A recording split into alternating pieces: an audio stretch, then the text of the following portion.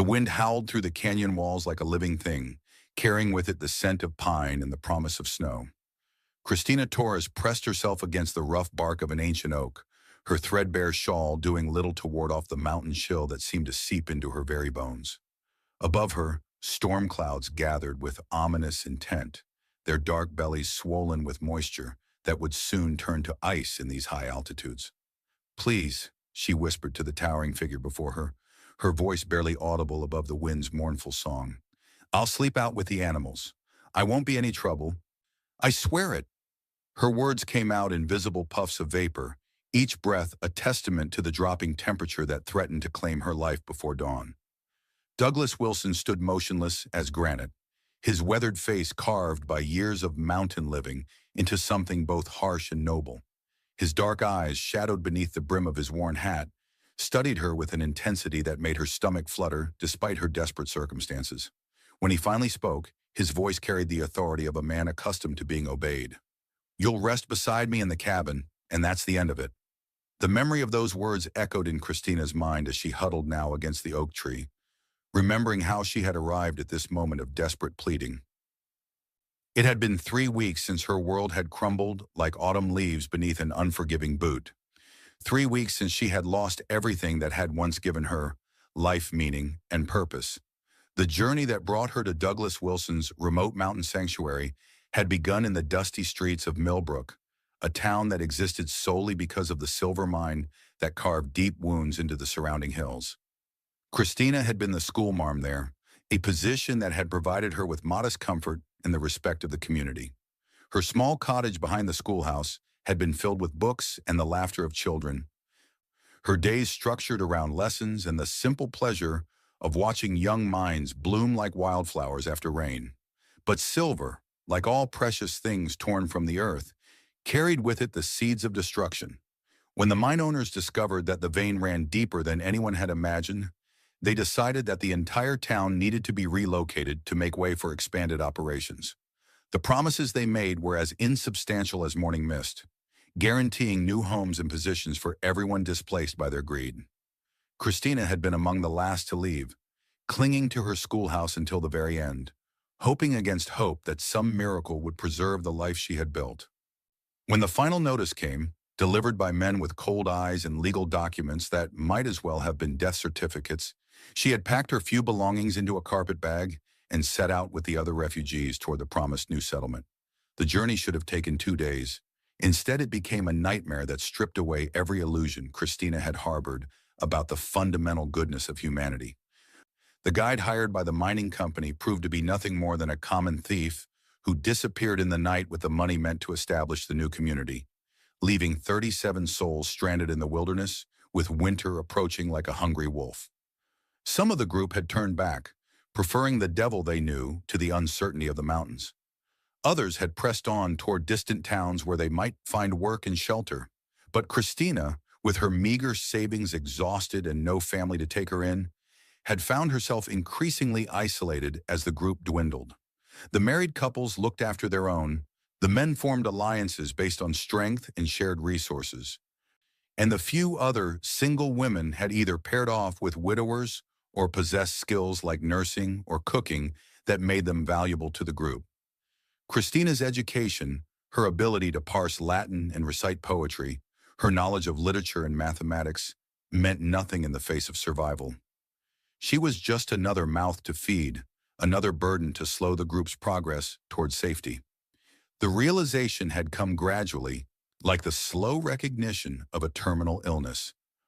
As conversations grew shorter when she approached and portions of food became smaller when distributed, the final blow had come 5 days ago when she had awakened to find the camp empty except for herself and the cold ashes of the previous night's fire.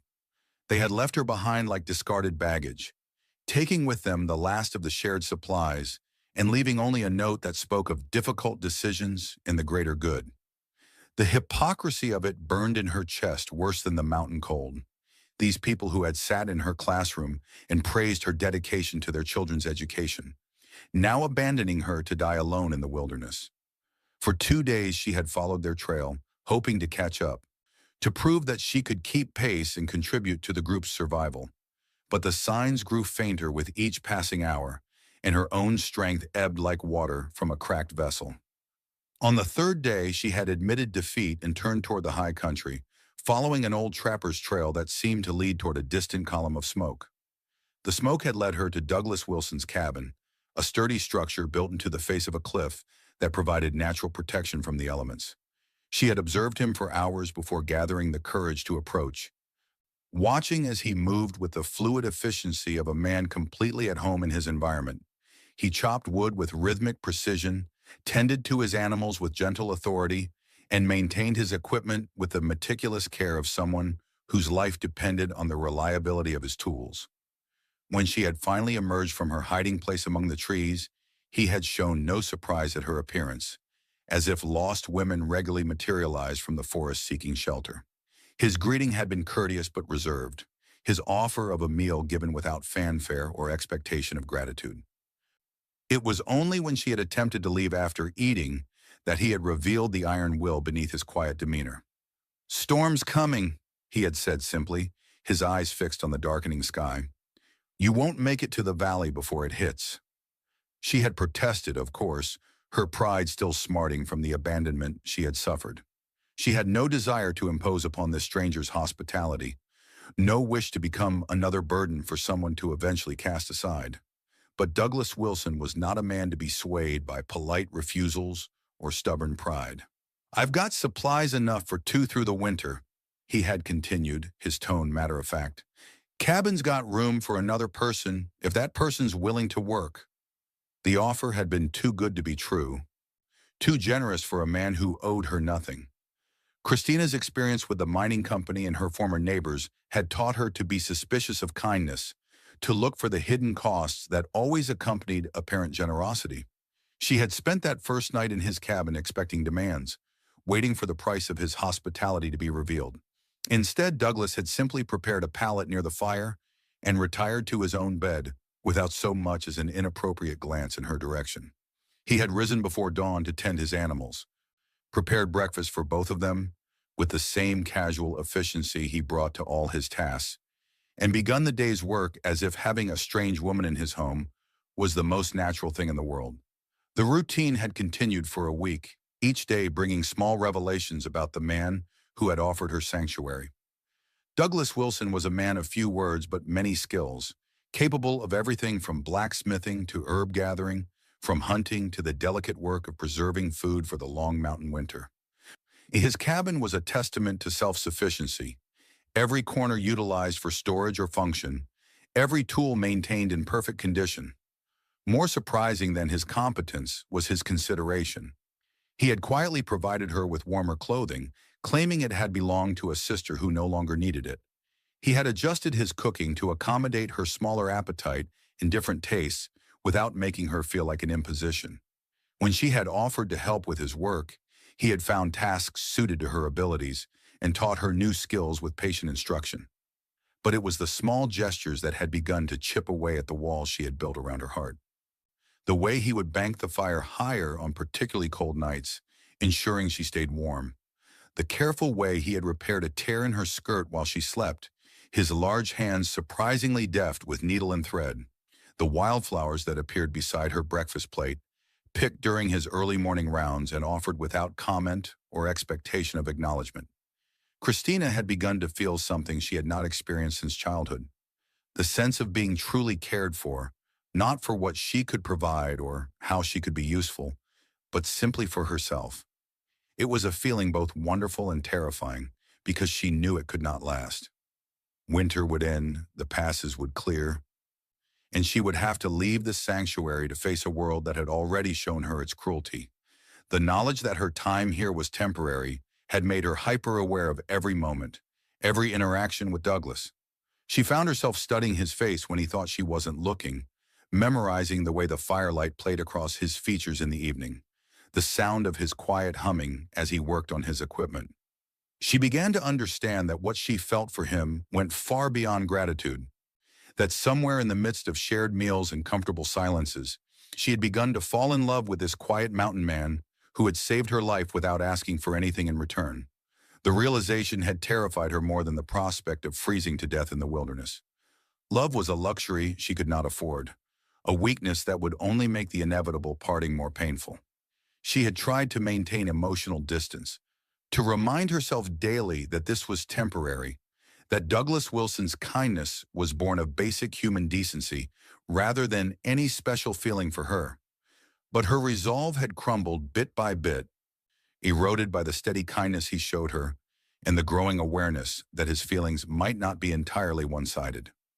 She had caught him watching her sometimes, his dark eyes holding an expression she dared not interpret. When their hands brushed during shared tasks, he did not pull away immediately. When she spoke, he listened with an attention that suggested her words held value beyond mere politeness. The turning point had come during a particularly fierce storm that had raged for 3 days, trapping them inside the cabin with nothing but each other's company. The enforced intimacy had stripped away many of the polite barriers they had maintained, leading to conversations that revealed the depths of both their characters. Douglas had spoken of his reasons for choosing this isolated life, the disappointments and betrayals that had driven him to seek solace in the mountains. Christina had shared her own story, the dreams that had been crushed and the faith in humanity that had been shaken by recent events. In those quiet hours by the fire, with the storm raging outside like the fury of the gods, they had found a connection that transcended the circumstances that had brought them together. It was not the desperate clinging of two lonely souls, but something deeper and more substantial. A recognition of kindred spirits who had found in each other what they had not even known they were seeking. When the storm finally passed, leaving the world outside transformed by a blanket of pristine snow, Christina had felt the weight of impending change like a stone in her chest. The clear skies meant that travel would soon be possible again, that the outside world would once more intrude upon their sanctuary. She had begun to prepare herself for departure, mending her clothes and organizing her few possessions with the mechanical efficiency of someone performing a necessary but painful task. It was then that Douglas had surprised her with a proposal that had left her speechless with hope and terror in equal measure. "Stay," he had said simply, the single word carrying the weight of 1,000 unspoken promises. Not just through the winter. Stay for good. The offer had been everything she had secretly longed for, and everything she believed she could not accept. What did she have to offer a man like Douglas Wilson, a man who was completely self-sufficient and master of his domain? She was educated but impractical, refined but useless in the harsh realities of mountain life. She would be nothing but a burden, a responsibility he would eventually come to resent. Her refusal had been gentle but firm, couched in terms of gratitude and self-deprecation that had made Douglas's jaw tighten with frustration. She had spoken of not wanting to impose, of having nothing to contribute, of being a burden he should not have to bear. Each word had been a knife thrust into her own heart, but she had believed them necessary to preserve both their dignities. Douglas's response had been characteristic in its directness and surprising in its passion. He had listened to her litany of self-doubt with growing impatience, his dark eyes flashing with an emotion she had never seen in him before. When she had finally fallen silent, exhausted by her own protestations, he had stepped closer, his presence filling her entire field of vision. "You think I asked you to stay out of pity?" His voice had been low and intense, each word precisely enunciated. "You think I've been counting the days until I can be rid of you?" The questions had hung in the air between them like a challenge, demanding answers she was afraid to give. Christina had found herself unable to meet his gaze, her courage failing in the face of his intensity. But Douglas had not allowed her to retreat into herself, gently but firmly tilting her chin up until she was forced to look into his eyes. "I asked you to stay because this cabin hasn't felt like a home since you've been here," he had continued, his voice softening but losing none of its conviction. "I asked you to stay because I've gotten used to hearing your voice in the morning and seeing your face across the table at night. I asked you to stay because I'm half in love with you, and I think you might feel the same way." The confession had shattered the careful walls Christina had built around her heart, leaving her exposed and vulnerable in a way that was both terrifying and exhilarating. She had wanted to throw herself into his arms, to accept his offer and damn the consequences.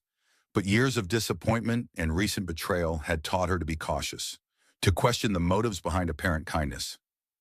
"You don't know me," she had whispered, the words torn from some deep well of insecurity. "Not really. You don't know what I'm like when things get difficult, when the novelty wears off. You don't know how useless I am at the things that matter here." Douglas had smiled then, a rare expression that transformed his weathered features and made her heart skip like a stone across water. "I know you've got the courage to walk into the wilderness alone rather than accept charity from people who made you feel unwelcome. I know you've got the strength to survive being abandoned by folks who should have protected you. I know you've got the grace to be grateful for help without letting it make you bitter." His words had painted a picture of herself that Christina barely recognized, a woman of strength and dignity rather than the burden she believed herself to be. But even as her heart soared at his assessment, her practical mind had cataloged all the ways she would fail to live up to his expectations. "I can't cook like a frontier woman," she had protested weakly. "I don't know how to preserve meat or tan hides or any of the things a mountain man's wife needs to know." "I can teach you those things," Douglas had replied with characteristic patience. "Same as I'd teach anyone who wanted to learn. But I can't teach someone to be kind or brave or to have a heart that sees the good in people even after they've shown you their worst. Those things you already have." The conversation had continued through the afternoon and into the evening, Douglas systematically dismantling every objection Christina raised while she struggled with the terrifying possibility that he might actually mean what he said. By the time the fire had burned low and the cabin had grown quiet, she had run out of arguments but not out of fear. That night, lying on her pallet near the dying embers, Christina had stared at the ceiling and tried to imagine a future in this mountain sanctuary. It was a beautiful dream, full of quiet mornings and shared work, of growing old beside a man who valued her for who she was, rather than what she could provide. But dreams, she had learned, had a way of turning into nightmares when reality intruded. The next morning had brought visitors that shattered the peaceful isolation of Douglas's cabin and forced Christina to confront the world she had tried to leave behind. A group of men had arrived with the dawn, their faces grim and their purpose clear from the weapons they carried. They were bounty hunters, they explained to Douglas, tracking a woman who had stolen money from the mining company before disappearing into the mountains. Christina had listened to their description of the supposed thief with growing horror, recognizing herself in their words despite the complete fabrication of the charges. According to their story, she had been entrusted with the funds meant to establish the new settlement and had absconded with the money, leaving her fellow refugees stranded and destitute. The reward they offered for her capture was substantial enough to tempt even an honest man, and they made it clear that they expected Douglas's cooperation in apprehending the criminal they sought. The accusations had hit Christina like physical blows, each lie a testament to the mining company's willingness to destroy her reputation to cover their own crimes. She had understood immediately what was happening. Faced with the failure of their relocation scheme and the anger of the displaced townspeople, the company had chosen to make her a scapegoat, to blame their own theft and abandonment on the convenient target of a lone woman with no family to defend her. Douglas's response to the bounty hunters had been carefully neutral, neither confirming nor denying that he had seen the woman they sought. He had offered them hospitality for the night, claiming that the approaching storm made travel dangerous, but Christina had seen the calculation in his eyes and known that he was buying time to think. That evening, as the bounty hunters settled in for the night, Douglas had quietly approached Christina where she sat by the fire, her mind reeling from the magnitude of the betrayal she faced. Without a word, he had taken her hand and led her outside into the crisp mountain air, away from the ears of their unwelcome guests. "Tell me the truth," he had said simply, his dark eyes searching her face in the moonlight. "Did you take their money?" The question had been like a dagger to her heart, not because she doubted his eventual belief in her innocence, but because she realized that even asking it meant their relationship had changed. The easy trust they had built over weeks of shared intimacy had been shattered by the intrusion of the outside world, replaced by the need for explanations and justifications. "No," she had whispered, the word barely audible in the thin mountain air. "I never touched their money. They abandoned us, Douglas. They took everything and left us to die, and now they're trying to blame me for their own crimes." Douglas had studied her face for a long moment, his expression unreadable in the shadows. Then slowly he had nodded, and Christina had felt some of the tension leave her shoulders. "I believe you," he had said quietly. "But believing you and protecting you are two different things. Those men have legal papers, and they're not going to give up easily." The reality of her situation had crashed over Christina like an avalanche, burying her hopes beneath the weight of circumstance. Even if Douglas believed her, even if he was willing to shelter her, she could not ask him to make himself an outlaw for her sake. The bounty hunters would return with more men, with official authority, and Douglas would be forced to choose between his own safety and hers. "I have to leave," she had said, the words tearing at her throat like broken glass. "Tonight, before they realize who I am. I won't let them destroy your life too." But Douglas Wilson was not a man to be easily swayed from a course of action once he had set his mind to it. His response had been swift and decisive, cutting through her protestations with the authority of a man accustomed to command. "You're not going anywhere," he had said firmly. "Not alone, not at night, not with those men tracking you. We'll figure something else out." "There is nothing else," Christina had replied desperately. "They have the law on their side, even if it's based on lies. You can't fight the whole territorial government, Douglas. You can't make yourself a fugitive for my sake." The argument had continued in hushed whispers as the night deepened around them, each trying to convince the other to see reason. Christina had pleaded with Douglas to let her go, to save himself from the consequences of harboring a supposed criminal. Douglas had insisted that there had to be another way, that running would only confirm her guilt in the eyes of the law and make her a hunted woman for the rest of her life. In the end, it had been the sound of movement from inside the cabin that had ended their debate. The bounty hunters were stirring, perhaps suspicious of their host's prolonged absence. Douglas had gripped Christina's shoulders, his eyes intense in the moonlight. "Promise me you won't try to leave tonight," he had whispered urgently. "Give me until morning to work something out. Promise me." Christina had wanted to refuse, to spare him the impossible choice she knew he would face. But the desperation in his voice, the genuine fear for her safety, had weakened her resolve. Against her better judgment, she had nodded, sealing her fate with that simple gesture. The rest of the night had passed in tense watchfulness, Christina lying awake on her pallet, while Douglas maintained the pretense of normal hospitality with their guests. She had listened to the quiet conversations, the casual questions about local trails and recent travelers, and had known that the bounty hunters were gathering information for their hunt. Morning had brought no miraculous solution, only the harsh light of day that illuminated the impossibility of her situation. The bounty hunters had prepared to leave, but not before making it clear that they would be returning with additional men to conduct a thorough search of the area. Their leader, a hard-faced man named Kevin Jackson, had fixed Douglas with a meaningful stare. "We'll be back within the week," he had said, his tone carrying an unmistakable threat. "If you happen to see this woman before then, I trust you'll remember your civic duty."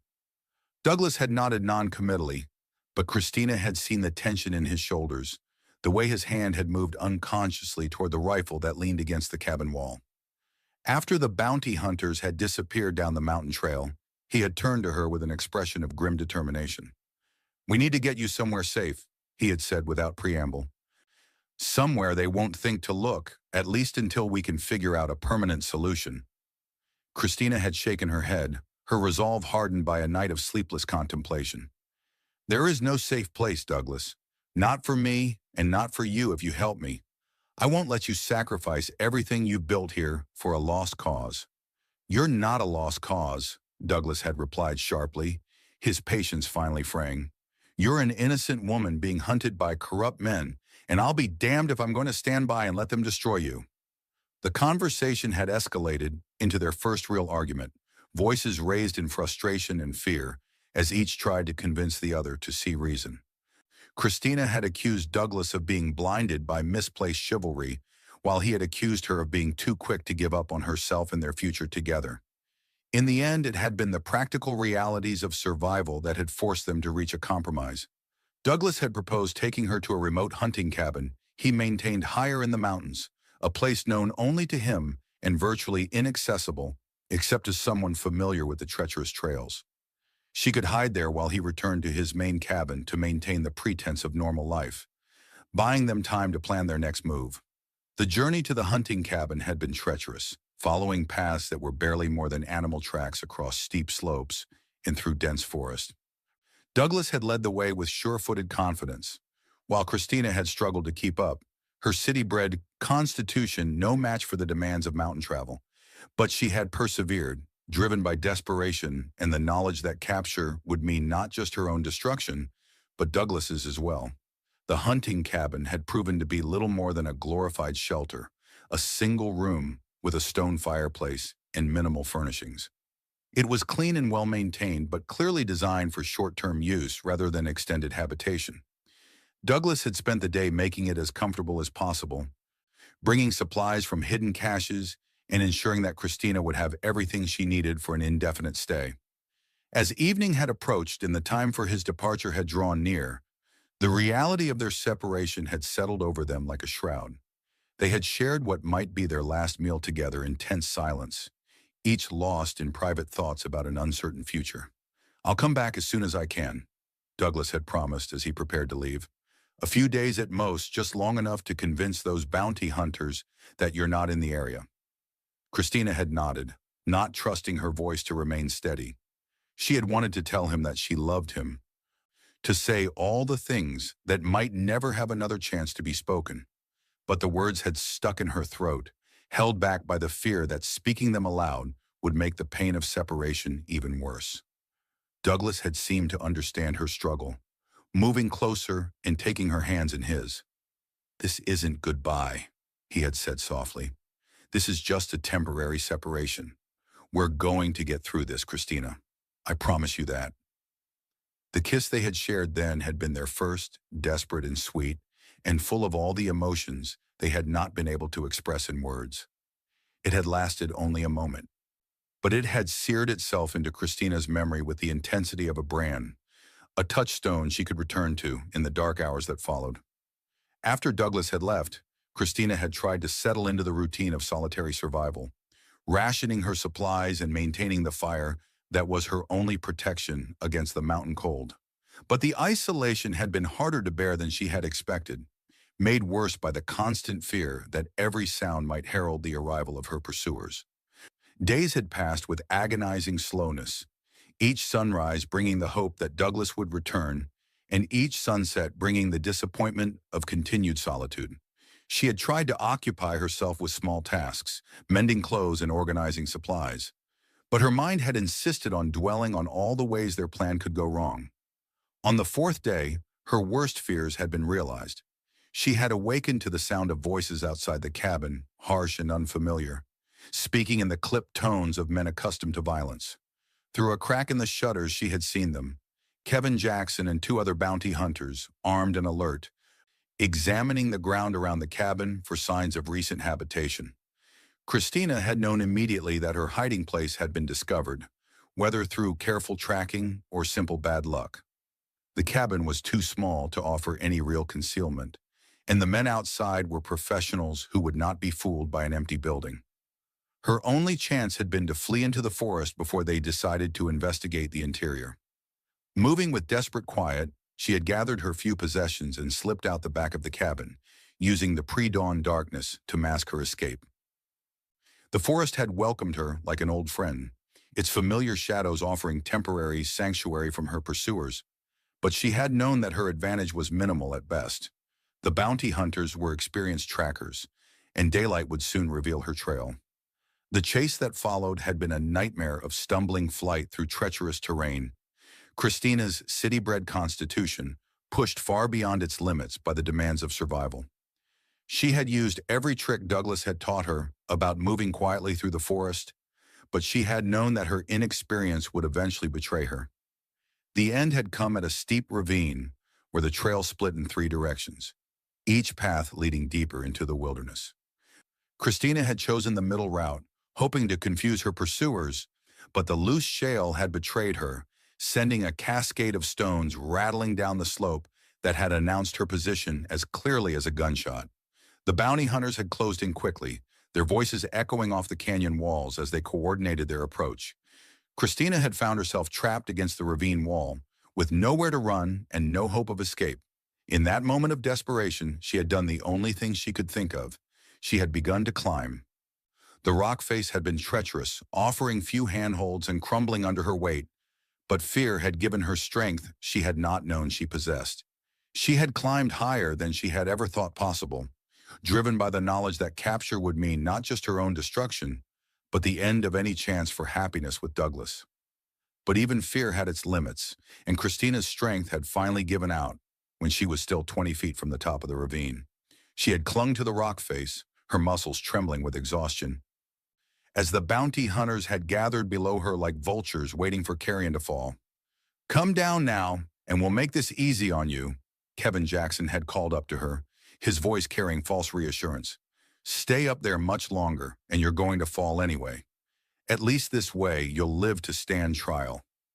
Christina had known that his promises were worthless, that the men below her had no interest in bringing her back alive, if they could avoid the inconvenience. But she had also known that she could not maintain her precarious position much longer, that her grip was weakening with each passing second. It was then that she had heard it, the sound of approaching horses, moving fast along the main trail. For a moment, she had dared to hope that it might be Douglas, coming to her rescue like something out of a storybook. But the voices that had echoed up from below had quickly disabused her of that fantasy. "More bounty hunters," one of Jackson's men had reported. "Looks like word's gotten out about the reward." The newcomers had indeed been bounty hunters, but they had brought with them news that had changed everything. The mining company, faced with mounting pressure from territorial authorities and angry townspeople, had finally admitted to their own crimes. The money they had claimed Christina had stolen had been found in the possession of their own agents, along with evidence of a conspiracy to defraud the displaced residents of Millbrook. The revelation had not immediately freed Christina from danger, however. The bounty hunters had invested too much time and effort in her capture to simply walk away empty-handed, and the legal machinery of justice moved slowly in the territories. She had remained clinging to the rock face, listening to the heated argument below as the men debated what to do with their now worthless quarry. It was during this tense standoff that Douglas Wilson had finally appeared, emerging from the forest like an avenging angel, with his rifle in his hands and murder in his eyes. The confrontation that followed had been brief but decisive, Douglas's reputation as a man not to be crossed serving him well in his negotiations with the bounty hunters. "The woman's under my protection," he had announced, his voice carrying the quiet authority that had made Christina fall in love with him. "Anyone who has a problem with that can discuss it with me personally." The bounty hunters had been professionals, but they were also pragmatists. Faced with an armed man defending his territory and a quarry who was no longer worth the risk, they had chosen discretion over valor. Within an hour, they had packed up their equipment and departed, leaving Christina and Douglas alone in the canyon. The reunion had been everything Christina had dreamed of during her days of solitary hiding. Douglas's strong arms lifting her down from the rock face and holding her close as if he would never let her go again. They had stood together in the fading light, neither speaking, both overwhelmed by the magnitude of what they had almost lost. But the ordeal had changed something fundamental in their relationship, stripping away the last vestiges of uncertainty and polite reservation. When Douglas had finally spoken, his words had carried the weight of absolute conviction. "I'm never letting you out of my sight again," he had said, his voice rough with emotion. "Not for bounty hunters, not for mining companies, not for anyone or anything. You're mine now, Christina Torres, and I'm yours, and that's the end of it." The declaration had been possessive and primitive and absolutely perfect, expressing everything Christina had been afraid to hope for. She had responded not with words but with action, pulling his head down to hers and kissing him with all the passion and gratitude and love that had been building in her heart.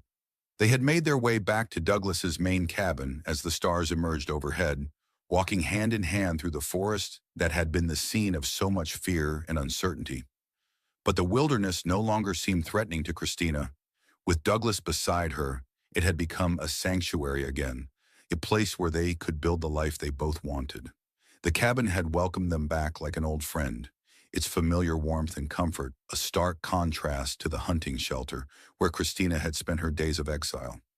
Douglas had immediately set about preparing a meal, his movements efficient and sure, as he transformed simple ingredients into something approaching a feast. As they had sat across from each other at the rough wooden table, sharing food and wine by the light of oil lamps, Christina had finally allowed herself to believe that their troubles were truly over. The mining company's admission of guilt would clear her name, the bounty hunters had given up their pursuit, and she was free to choose her own future. "So," Douglas had said as they lingered over the last of their wine, "what happens now?" The question had been simple, but Christina had understood all its implications.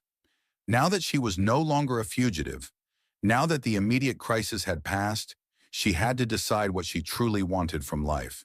She could return to civilization, seek another teaching position, try to rebuild the respectable existence that had been torn away from her. Or she could choose the uncertain path of love, accepting Douglas's offer to stay and build a life in this mountain sanctuary. The choice, when it came down to it, had not been difficult at all.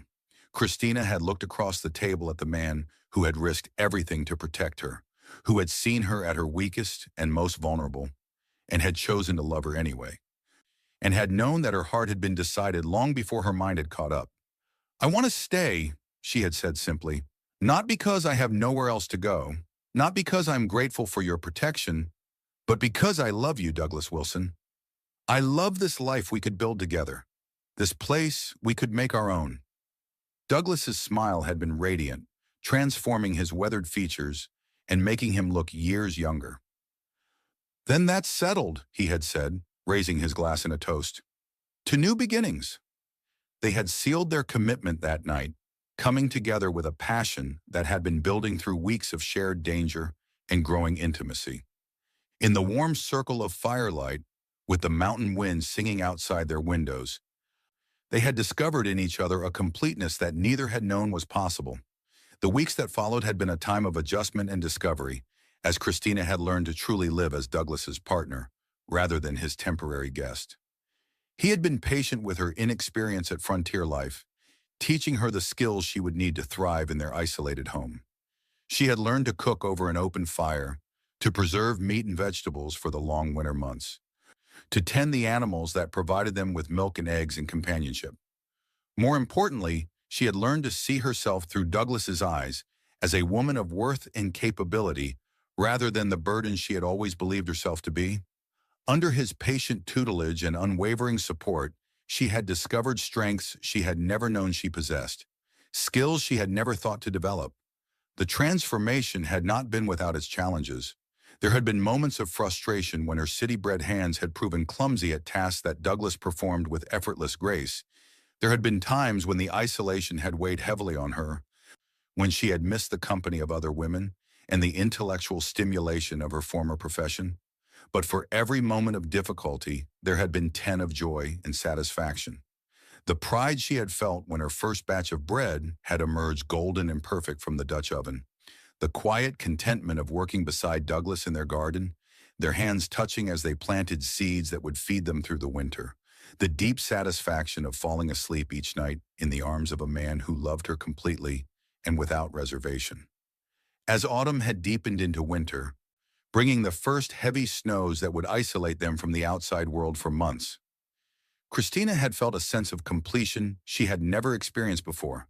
The woman who had once begged to sleep with the animals rather than impose on a stranger's hospitality had become the mistress of her own home, a full partner in the life she and Douglas were building together.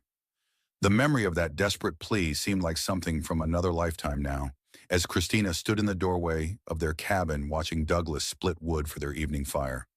The woman who had been so afraid of being a burden had learned to contribute in ways both practical and profound, bringing to their partnership not just willing hands but a loving heart and a mind eager to learn and grow.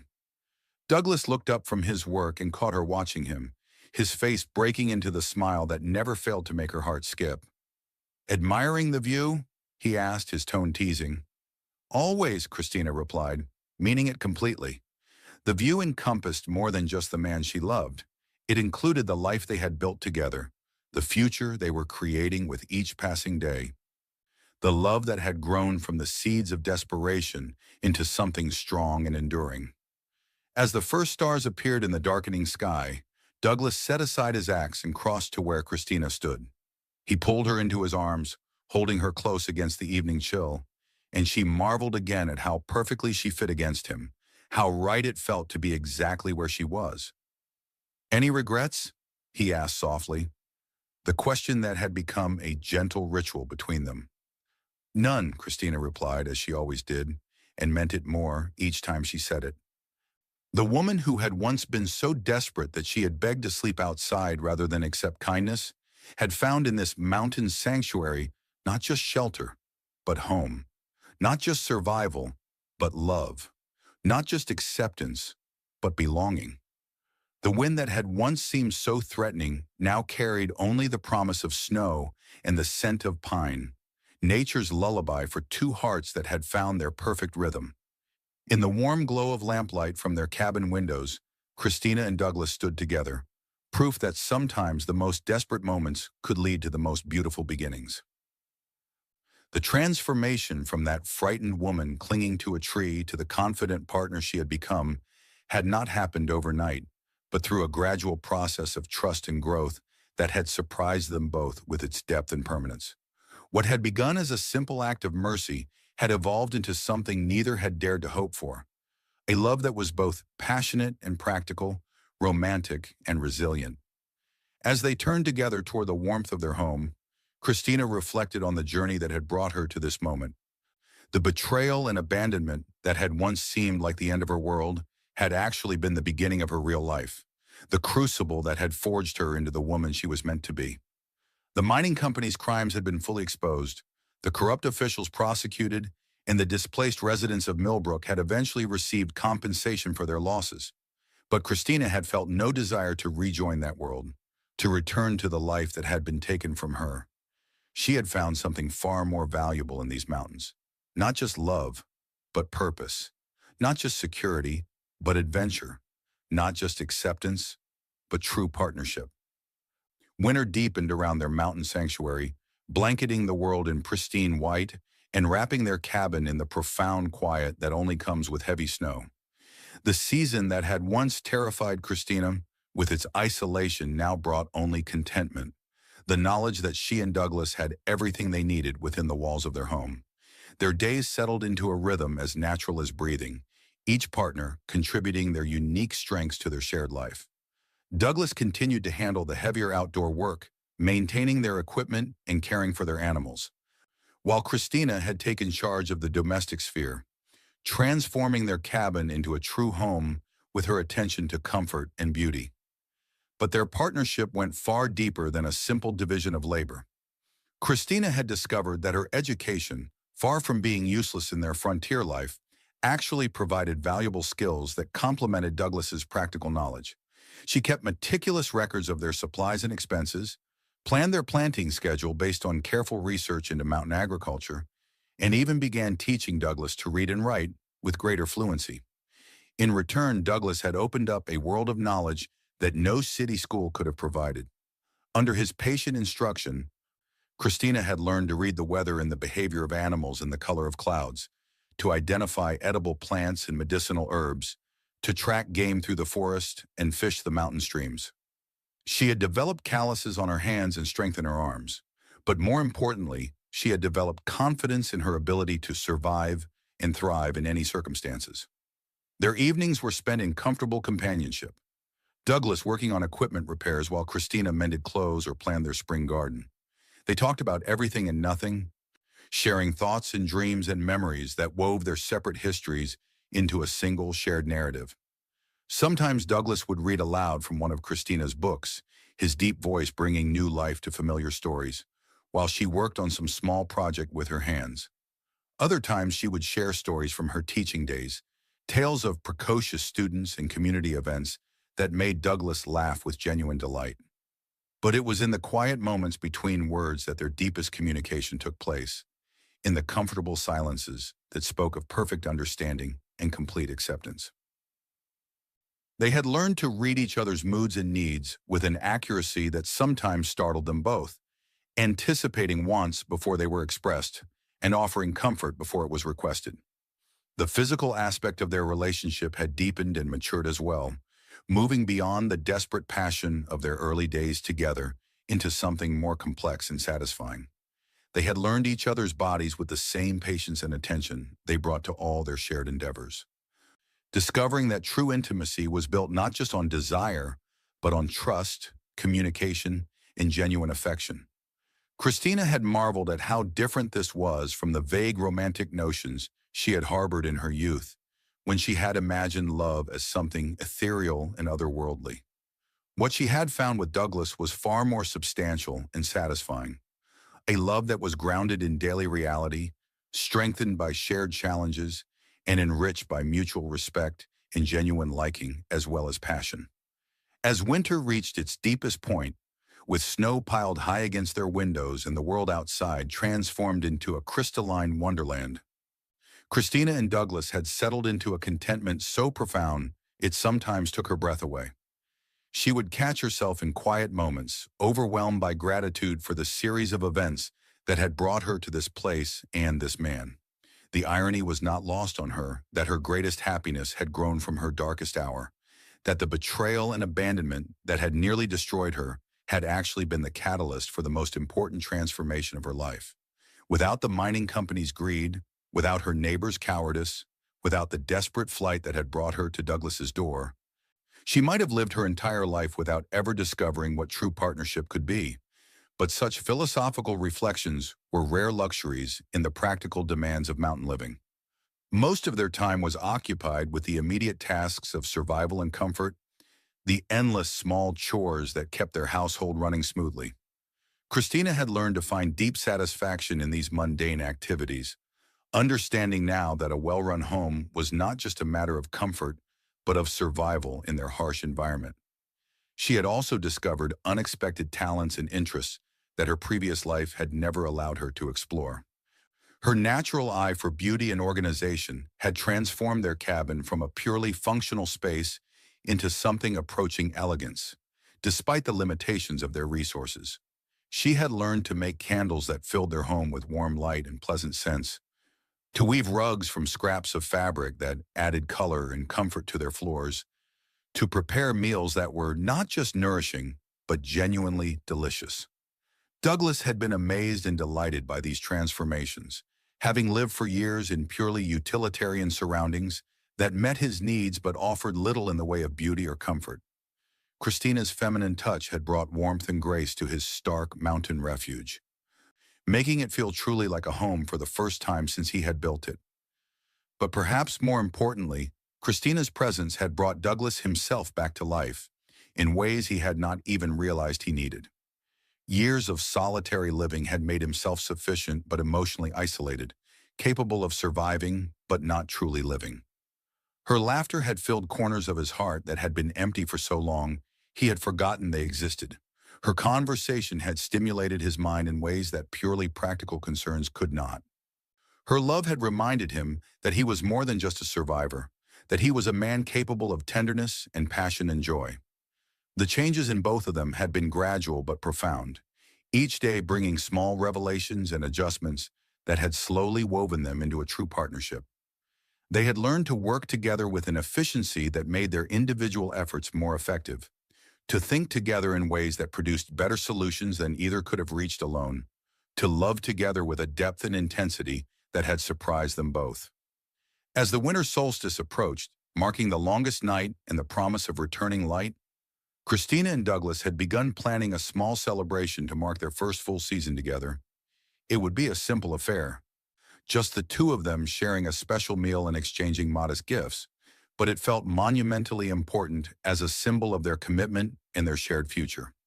Christina had been secretly working on a gift for Douglas, using skills she had learned from watching him work with leather and wood. It was a simple project, a new sheath for his hunting knife decorated with carved patterns that held special meaning for both of them, but she had poured all her love and gratitude into its creation. Douglas, meanwhile, had been crafting something for Christina that would demonstrate his understanding of her deepest needs and desires. It was a writing desk, small enough to fit in their cabin but elegant enough to honor her education and her love of books and learning. He had been working on it during his outdoor chores, hiding it in the workshop he maintained in a lean-to attached to their main cabin. The secrecy and anticipation had added an element of playfulness to their daily routine, each trying to keep their project hidden while speculating about what the other might be creating. It was a delightful game that had brought out sides of their personalities that had been dormant during the more serious business of survival and adjustment. But beneath the light-hearted anticipation lay deeper currents of emotion and significance. This would be their first celebration as a truly committed couple, their first conscious creation of traditions that would mark their shared life. It represented not just their survival of the challenges that had brought them together, but their transformation into something new and stronger than either had been alone. The gifts themselves were less important than what they represented. The deep understanding each had developed of the other's character and needs, the willingness to invest time and effort in creating something meaningful, the confidence in their shared future that made such investments worthwhile. As Christina put the finishing touches on Douglas's knife sheath, working by lamplight while he was outside tending to the animals, she reflected on how much her life had changed since that desperate night when she had begged to sleep outside rather than impose on his hospitality. The woman who had once felt like such a burden that she would rather risk death than accept kindness had become someone who created beautiful things with her own hands, someone whose presence was not just tolerated but treasured. The transformation had not been without its struggles and setbacks. There had been days when her inexperience had led to failures that had frustrated them both, nights when the isolation had seemed overwhelming, moments when she had wondered if she was truly cut out for this demanding life. But each challenge had been met and overcome. Each failure had become a learning experience. Each moment of doubt had been answered by Douglas's unwavering faith in her abilities. She had learned that strength was not the absence of fear or uncertainty, but the willingness to continue despite them. She had discovered that love was not just a feeling, but a choice, made new each day in countless small acts of consideration and sacrifice. She had found that home was not a place, but a state of being, created wherever two hearts chose to build something together. As she held up the completed knife sheath to examine her work in the lamplight, Christina felt a surge of pride and satisfaction that would have been impossible for her to imagine just months before. The woman who had once believed herself useless at practical tasks had created something both beautiful and functional, something that would serve Douglas well in his daily work, while reminding him of her love every time he used it. The leather was soft and supple, treated with oils that would protect it from moisture and wear. The carved patterns were simple but elegant, incorporating symbols that had special meaning for both of them. The mountain peaks that surrounded their home, the pine trees that provided shelter and fuel, the stars that had guided them through their darkest hours. It was not the work of a master craftsman, but it was the work of loving hands and a grateful heart, and she knew Douglas would treasure it accordingly. Outside, she could hear Douglas moving around the cabin, banking the fire in his workshop and securing the animals for the night. Soon he would come inside, stamping the snow from his boots and bringing with him the cold mountain air and the scent of pine and wood smoke that she had come to associate with home and safety and love. She quickly wrapped her gift in a piece of soft cloth and tucked it away in their bedroom, then busied herself with preparing their evening meal. It was a simple supper of stew and fresh bread, but she had learned to take pride in even the most basic domestic tasks, understanding now that they were expressions of love as much as necessity. When Douglas came through the door, his cheeks reddened by the cold and his eyes bright with the satisfaction of work well done, Christina felt the familiar flutter of happiness that his presence always brought her. Even after months of living together, she still felt a small thrill at the sight of him, still marveled that this strong, capable man had chosen to share his life with her. "Smells good in here," he said, hanging his coat on the peg by the door and crossing to warm his hands at the fire. "You've outdone yourself again." "It's just stew," Christina replied, but she smiled at the compliment, knowing that he meant it sincerely. Douglas was not a man given to empty flattery. When he praised her cooking or her housekeeping or any of her efforts, she knew it came from genuine appreciation. They settled into their evening routine with the comfortable ease of long practice, Douglas washing up while Christina served their meal, then sitting together at their small table to share food and conversation. The talk was of small things, the behavior of the animals, the condition of their supplies, plans for the next day's work. But underneath the mundane details ran the deeper current of their connection, the awareness that they were building something precious and permanent together. After supper, they moved to their chairs by the fire, Douglas with a piece of harness that needed mending, and Christina with some sewing that had been waiting for a quiet evening. The work was peaceful and companionable, their hands busy while their minds relaxed into the quiet contentment that had become the hallmark of their evenings together. Christina, Douglas said suddenly, looking up from his work with an expression of unusual seriousness. I want you to know something. She set down her sewing, giving him her full attention. What is it? I want you to know that these past months, having you here, building this life together, it's been the happiest time of my life. His voice was quiet but intense, each word carefully chosen. I know you came here because you had nowhere else to go, and I know it wasn't easy for you to adjust to this life, but I want you to understand that you've given me more than you could ever imagine.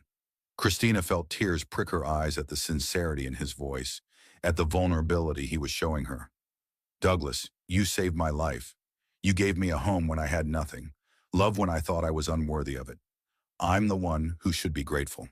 That's just it, he continued, leaning forward in his chair. You think you had nothing to give, but you brought everything I didn't know I was missing. You brought laughter and conversation and beauty to this place. You brought softness to balance my roughness, gentleness to temper my hardness. You made me remember what it felt like to be truly alive instead of just surviving. The words hung in the air between them, heavy with emotion and meaning. Christina felt her heart swell with love for this man who had seen her at her lowest point and had chosen to lift her up, who had taken her brokenness and had helped her forge it into strength. I love you, she said simply, the words carrying all the weight of her gratitude and commitment and hope for their future.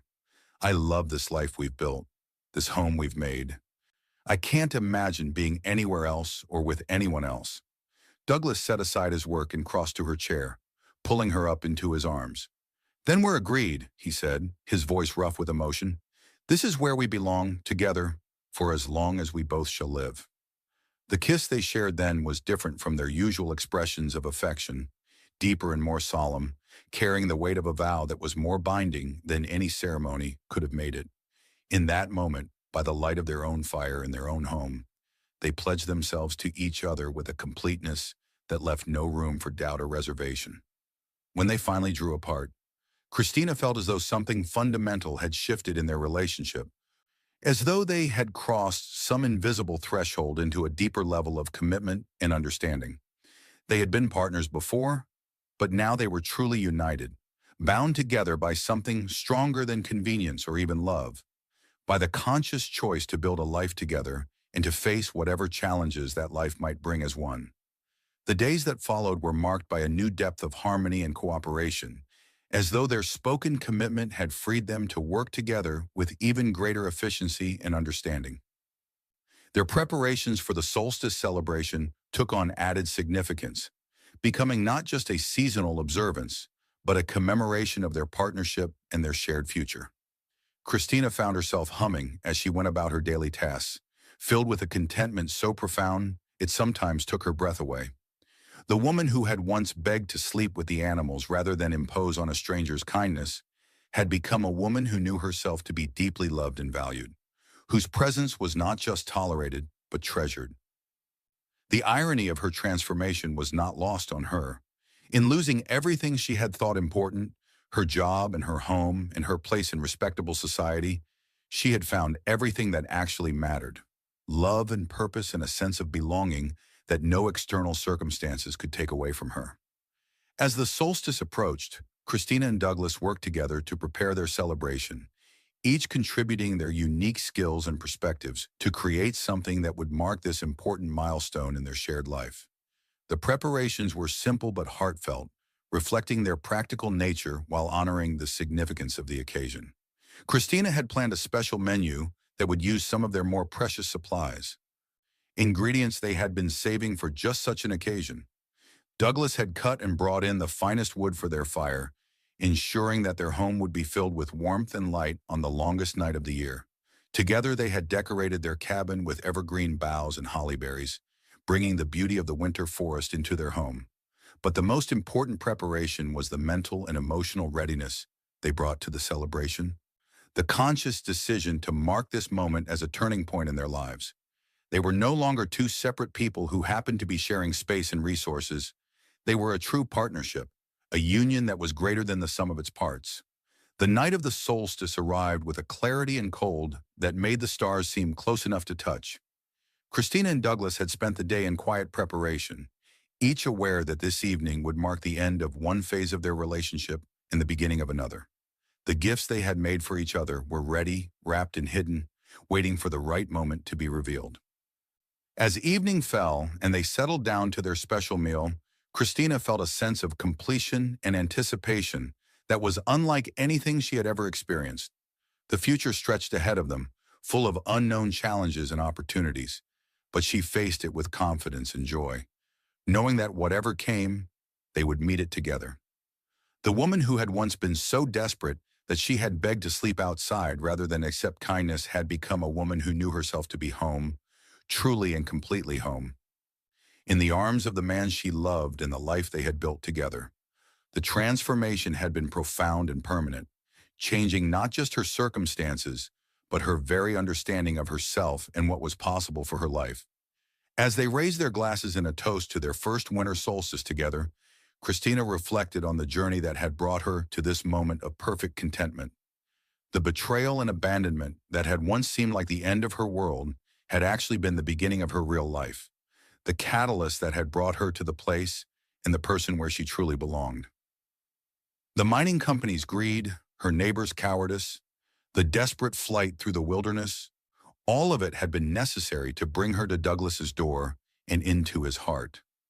What had seemed like random cruelty had actually been the hand of fate, guiding her toward a happiness she had never dared to imagine.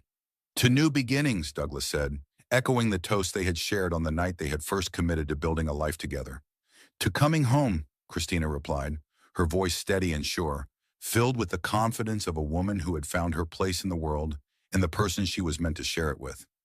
The fire crackled in the hearth, casting dancing shadows on the walls of their snug cabin, while outside the wind sang through the pine trees with the voice of the mountains themselves. In the warm circle of lamplight, two hearts beat in perfect rhythm, proof that sometimes the most desperate moments could lead to the most beautiful beginnings, and that love, when it was real and true and deep, could transform even the most broken soul into something whole and strong and beautiful. The celebration continued into the night, marked not by elaborate ceremony, but by the quiet sharing of gifts and promises, by the comfortable intimacy of two people who had found in each other everything they had been seeking without even knowing they were searching. The knife sheath Christina had made was received with genuine delight and appreciation, while the writing desk Douglas had crafted brought tears to her eyes with its perfect understanding of her deepest needs and desires. But more than the gifts themselves, it was the thought and care that had gone into their creation that moved them both, the evidence of how deeply they had come to know and understand each other. In the months they had spent together, they had learned not just to love each other, but to truly see each other, to recognize and nurture the best qualities in their partner, while gently helping to heal the wounds and weaknesses that life had inflicted. As the night deepened and the fire burned low, Christina and Douglas made their way to bed with the quiet satisfaction of a day well spent and a future well planned. They had marked an important milestone in their relationship, but more than that, they had reaffirmed their commitment to the life they were building together and the love that made it all worthwhile. In the darkness of their bedroom, wrapped in Douglas's strong arms and listening to the steady rhythm of his breathing, Christina marveled once more at the twists of fate that had brought her to this moment of perfect peace and contentment. The woman who had once been so afraid of being a burden that she had preferred to risk death rather than accept help had become a woman who knew herself to be cherished and valued, whose presence brought joy rather than obligation to the man she loved. The transformation had been gradual but complete, changing not just her circumstances, but her fundamental understanding of herself and her worth.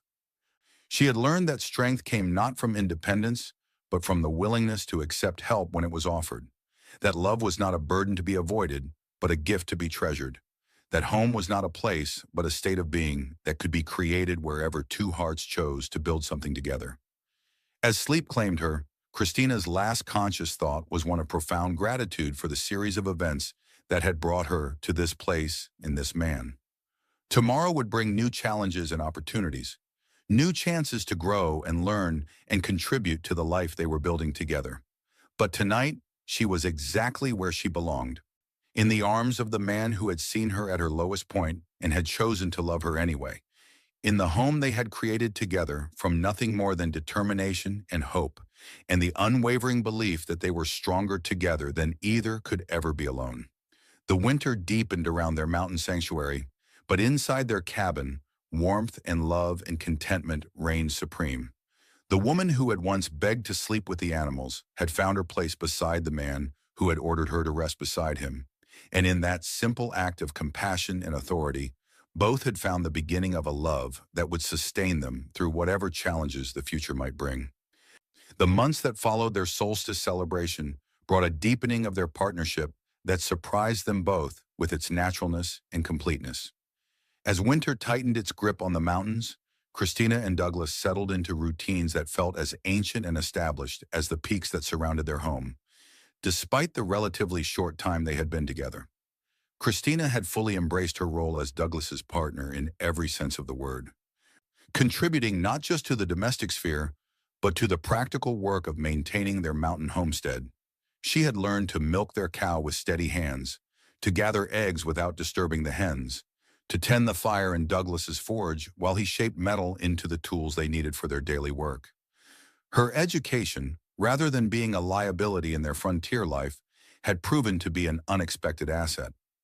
She kept detailed records of their supplies and expenses, tracked the health and productivity of their animals, and even began corresponding with other mountain dwellers to trade information about weather patterns, game movements, and the best techniques for preserving food through the harsh winter months. Douglas had been amazed by her quick adaptation to their demanding lifestyle. But more than that, he had been moved by the enthusiasm she brought to tasks that he had long performed as mere necessity. Watching her face light up with pride when she successfully completed a difficult chore, seeing her delight in small improvements to their home and routines, had reminded him of the joy that could be found in even the most mundane aspects of life when shared with someone who truly cared.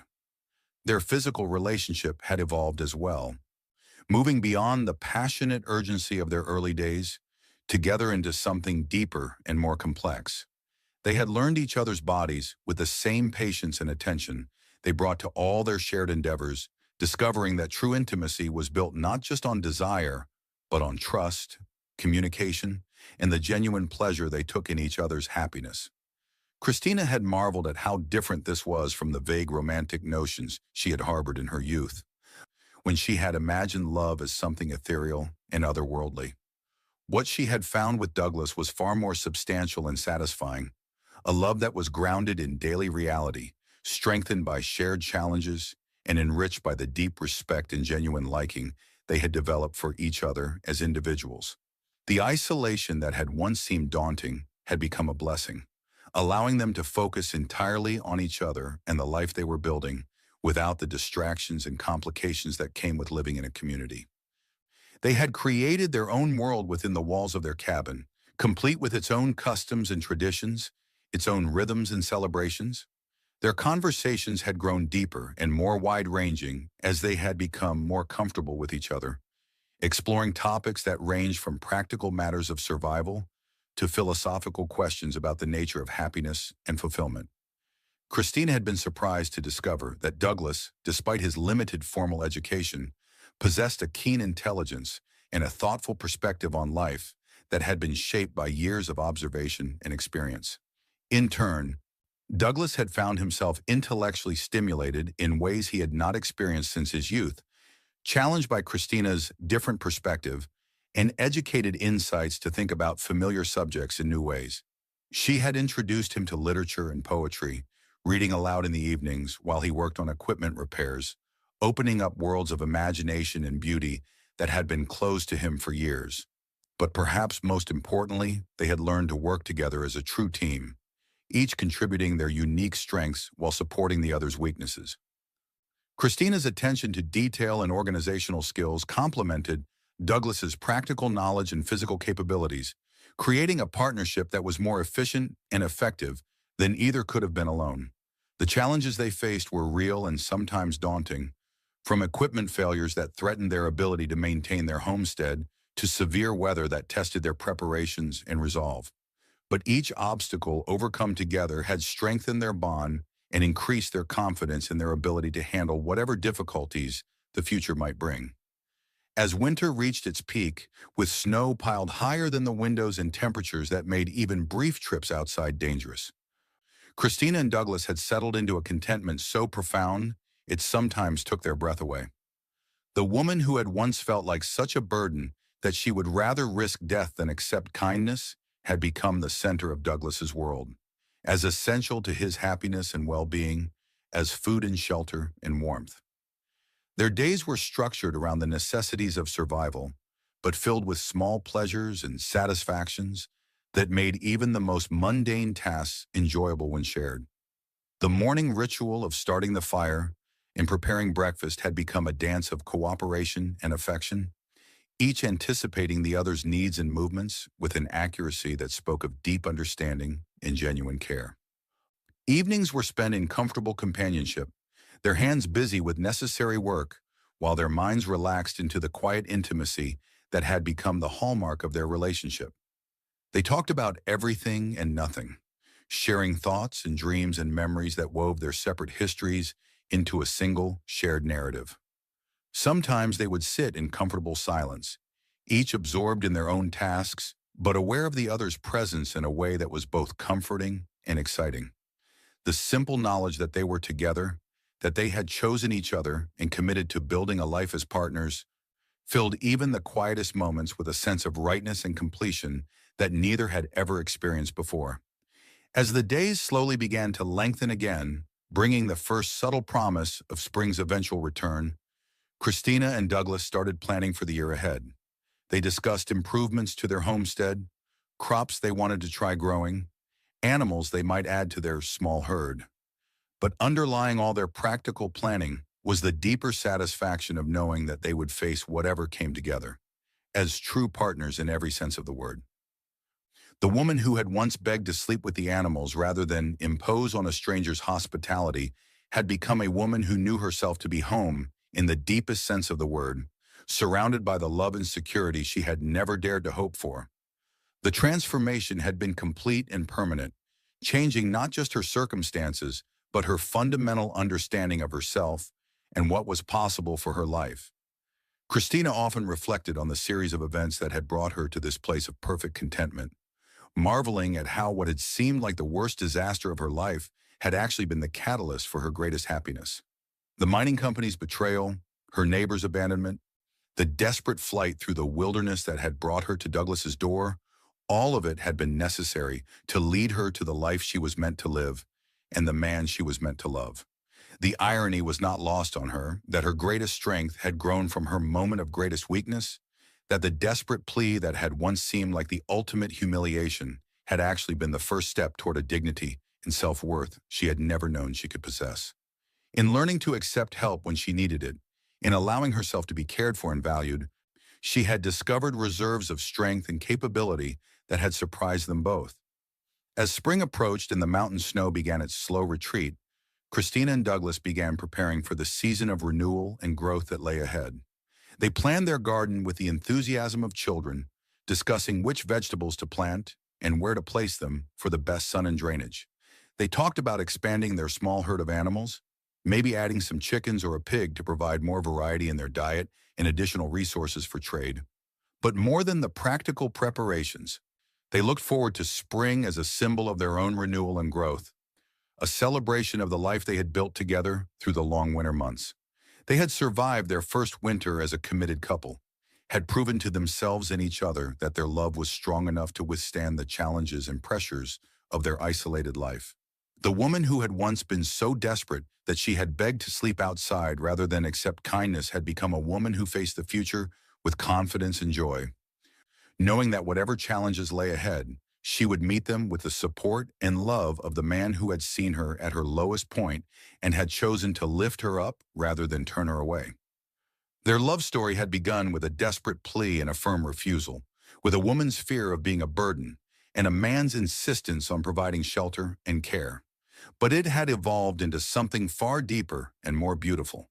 A partnership built on mutual respect and genuine affection, a union that had made both of them stronger and better than they could ever have been alone. As the first green shoots began to push through the melting snow, Christina and Douglas stood together on the porch of their cabin, arms around each other, looking out at the world that was awakening around them. The future stretched ahead, full of possibilities and promise, and they faced it together with the quiet confidence of two people who had found in each other everything they had been seeking without even knowing they were searching. The woman who had once begged to sleep with the animals had found her place beside the mountain man who had ordered her to rest beside him, and in that simple act of compassion and authority, both had discovered a love that would sustain them through whatever challenges the future might bring. Their story was one of transformation and redemption, of two broken souls who had found healing in each other's arms, of love that had grown from the seeds of desperation into something strong and beautiful and eternal.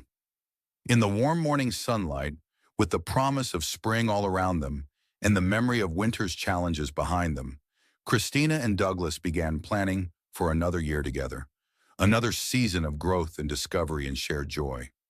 The desperate plea that had brought them together had become the foundation of a love story that would last for all the years to come, a testament to the power of compassion and the transformative nature of true love. As the weeks passed and spring established itself more firmly in the mountains, Christina and Douglas threw themselves into the work of preparing their homestead for the growing season ahead.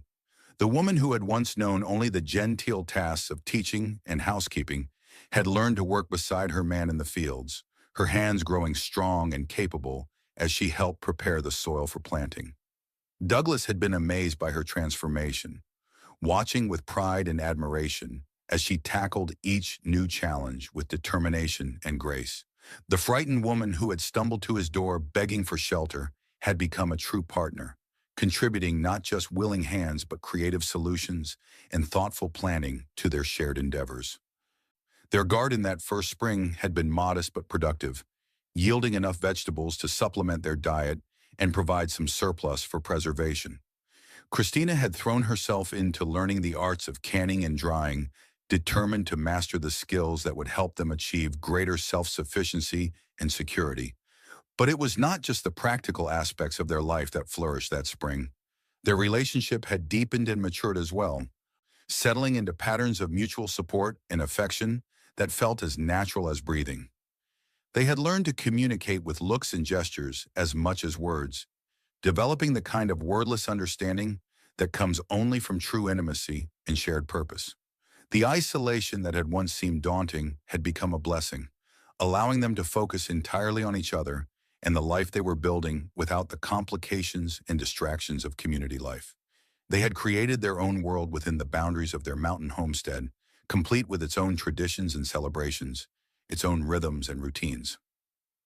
Their physical relationship had evolved as well, moving beyond the desperate passion of their early days together into something deeper and more complex. They had learned each other's bodies with the same patience and attention they brought to all their shared endeavors, discovering that true intimacy was built not just on desire, but on trust, communication, and the genuine pleasure they took in each other's happiness. Christina had marveled at how different this was from the vague romantic notions she had harbored in her youth, when she had imagined love as something ethereal and otherworldly. What she had found with Douglas was far more substantial and satisfying, a love that was grounded in daily reality, strengthened by shared challenges, and enriched by the deep respect and genuine liking they had developed for each other as individuals. As summer arrived in full force, bringing long days of sunshine and warmth, that made their mountain valley seem like paradise. Christina and Douglas had settled into a rhythm of work and rest that felt perfectly natural and satisfying. Their days were busy with the demands of tending their garden, caring for their animals, and maintaining their equipment and buildings. But their evenings were filled with the quiet contentment of shared accomplishment and mutual affection. They had established traditions that marked the passage of time and celebrated their partnership. Weekly walks to a favorite spot overlooking the valley, monthly trips to check on distant neighbors and trade for supplies they could not produce themselves, seasonal celebrations that honored both the natural cycles of the mountains and the milestones of their relationship. But perhaps most importantly, they had learned to find joy and satisfaction in the simple fact of being together, of sharing their daily lives with someone who understood and appreciated them completely. The woman who had once felt like such a burden that she would rather risk death than accept help had become the center of Douglas's world, as essential to his happiness and well-being as food and shelter and warmth. Their conversations had grown deeper and more wide-ranging as they had become more comfortable with each other, exploring topics that ranged from practical matters of homesteading to philosophical questions about the nature of happiness and fulfillment. Christina had been surprised to discover that Douglas, despite his limited formal education, possessed a keen intelligence and a thoughtful perspective on life that had been shaped by years of observation and experience. In turn, Douglas had found himself intellectually stimulated in ways he had not experienced since his youth, challenged by Christina's different perspective and educated insights to think about familiar subjects in new ways. She had introduced him to literature and poetry, reading aloud in the evenings while he worked on equipment repairs, opening up worlds of imagination and beauty that had been closed to him for years. As their first summer together reached its peak, with their garden producing abundantly and their animals thriving in the mountain pastures, Christina and Douglas had begun to talk seriously about the future they were building together. The conversation had been prompted by a letter from the territorial government, informing Christina that the charges against her had been officially dropped and that she was free to return to civilized society if she chose. The letter had arrived with a supply wagon that made irregular trips to the scattered homesteads in their region, bringing news from the outside world along with goods that could not be produced locally. Christina had read it with mixed emotions, grateful for the official vindication, but troubled by the implication that she might want to leave the life she had built with Douglas. "You could go back," Douglas had said quietly as they discussed the letter that evening. "You could teach again, live in a proper town with other educated people. You don't have to stay here just because of what happened before." Christina had looked at him in surprise, startled by the suggestion that she might want to leave. "Is that what you want?" she had asked. "Do you want me to go?" "No," Douglas had replied immediately, his voice rough with emotion. "God, no. I want you to stay more than I've ever wanted anything in my life. But I want you to stay because you want to be here, not because you feel like you have no other choice." The conversation that followed had been one of the most important of their relationship, as they had explored their feelings and fears and dreams for the future with complete honesty and openness.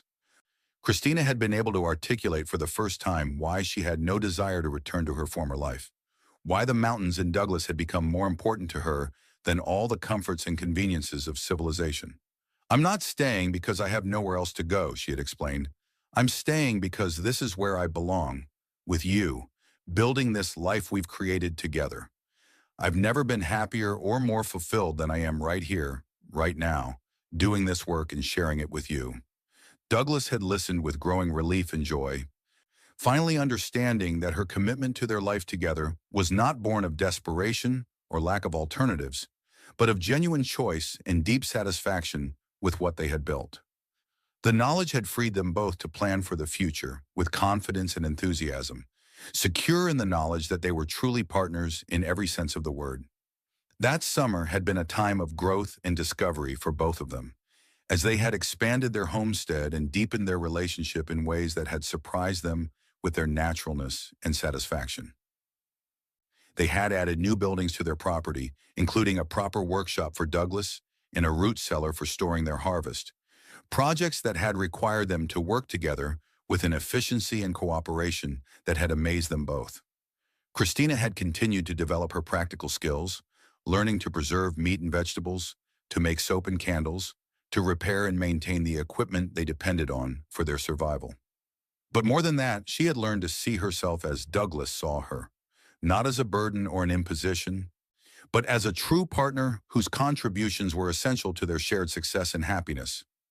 The woman who had once begged to sleep with the animals rather than impose on a stranger's hospitality had become a woman who knew her own worth, who understood that she brought value to their partnership not just through her work, but through her presence, her love, her unique perspective, and talents.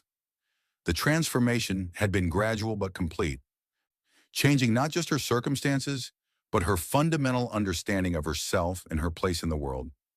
As autumn approached, bringing with it the familiar cycle of harvest and preparation for winter, Christina and Douglas had looked forward to their second winter together with anticipation rather than anxiety. They had learned from their first year together, had improved their systems and preparations based on experience and observation.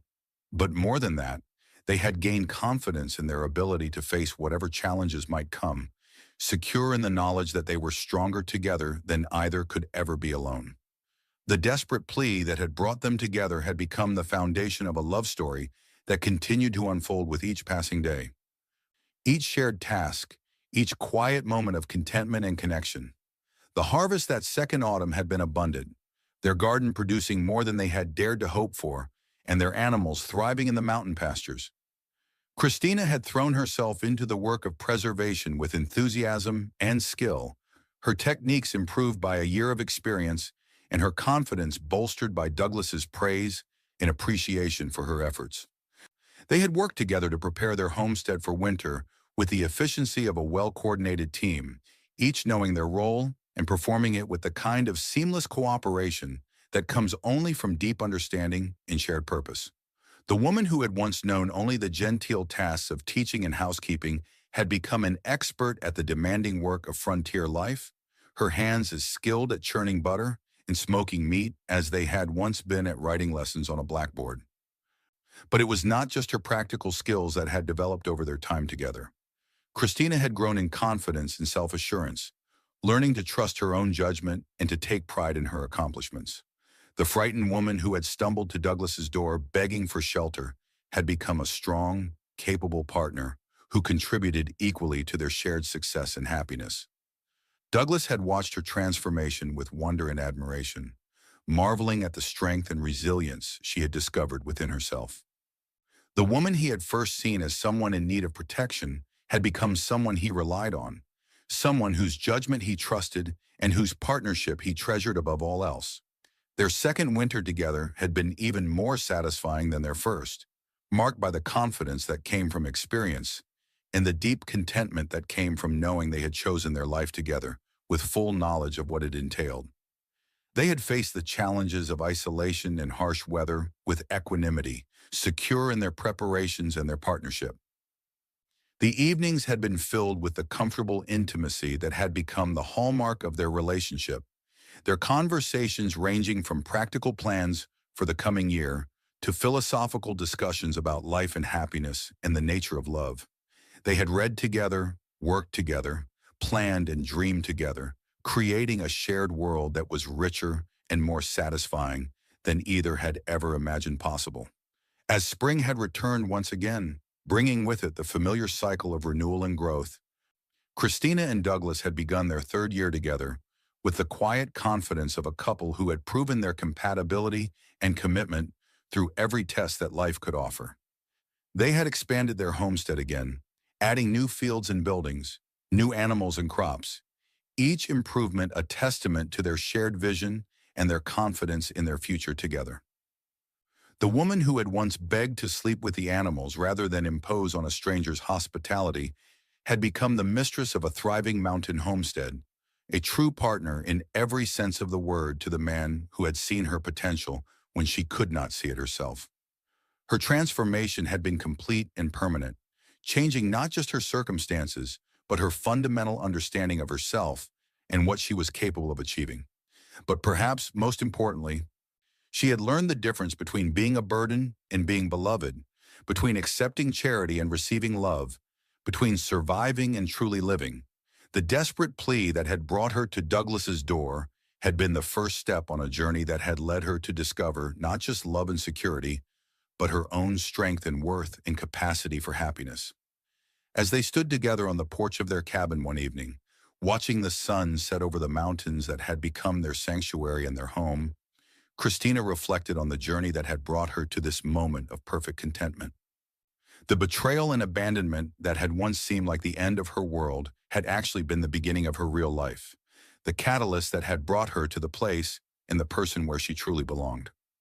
"Any regrets?" Douglas asked softly, the question that had become a gentle ritual between them. "None," Christina replied as she always did, and meant it more each time she said it. The woman who had once been so desperate that she had begged to sleep outside rather than accept kindness had found in this mountain sanctuary not just shelter, but home. Not just survival, but love. Not just acceptance, but belonging. The wind that had once seemed so threatening now carried only the promise of changing seasons and the scent of pine, nature's lullaby for two hearts that had found their perfect rhythm. In the warm glow of lamplight from their cabin windows, Christina and Douglas stood together, proof that sometimes the most desperate moments could lead to the most beautiful beginnings, and that love, when it was real and true and deep, could transform even the most broken soul into something whole and strong and beautiful. Years passed in the mountains, each season bringing its own challenges and rewards, its own opportunities for growth and discovery. Christina and Douglas had built more than just a homestead. They had created a life that was rich in purpose and satisfaction, filled with the kind of deep contentment that comes from knowing you are exactly where you belong, with exactly the right person, doing exactly what you were meant to do. Their love had deepened and matured over time, moving beyond the passionate intensity of their early days together into something more complex and enduring. They had learned to love each other not just in spite of their flaws and weaknesses, but because of them, understanding that it was the imperfections that made them human and the struggles that made them strong. The woman who had once felt like such a burden that she would rather risk death than accept help had become someone who knew herself to be essential, whose presence brought joy and completion to the man she loved and the life they shared. The transformation had been gradual but profound, changing not just her circumstances but her fundamental understanding of herself and her place in the world. Christina had never returned to teaching in the formal sense, but she had found ways to use her education and her love of learning in their mountain life. She had become something of a local expert on medicinal plants and natural remedies, sharing her knowledge with other homesteaders and helping to establish an informal network of mutual support among the scattered families in their region. She had also begun keeping detailed records of their life together, writing down not just the practical details of their farming and homesteading activities, but also the stories and memories that made up the fabric of their shared existence. It was her way of honoring the journey that had brought them together and preserving the lessons they had learned for future generations. Douglas had thrived under Christina's influence as well, developing aspects of his character that had been dormant during his years of solitary living. Her love had brought out his capacity for tenderness and vulnerability, while her intellectual curiosity had challenged him to think more deeply about the world around him and his place in it. Together, they had created something that was greater than the sum of its parts, a partnership that was both practical and romantic, a love that was both passionate and enduring, a life that was both challenging and deeply satisfying. They had proven to themselves and to anyone who knew their story that true love was not just about finding the right person, but about becoming the right person for each other. The desperate plea that had brought them together had become the foundation of a love story that continued to unfold with each passing day, each shared challenge, each quiet moment of connection and understanding. Christina's begging to sleep with the animals and Douglas's firm insistence that she rest beside him had been the opening notes of a symphony that had grown in complexity and beauty over the years, creating music that neither could have made alone. As they entered their fifth year together, Christina and Douglas had achieved a level of harmony and cooperation that amazed everyone who knew them. They worked together with the kind of seamless efficiency that comes only from deep understanding and shared purpose, each anticipating the other's needs and movements with an accuracy that spoke of genuine partnership. Their homestead had grown and prospered under their joint care, becoming a model of self-sufficiency and sustainability that other families in the region looked to for inspiration and advice. They had achieved the kind of success that was measured not just in material prosperity, but in the quality of life they had created and the depth of satisfaction they found in their daily work. But perhaps most importantly, they had maintained the love and respect and genuine affection that had brought them together in the first place.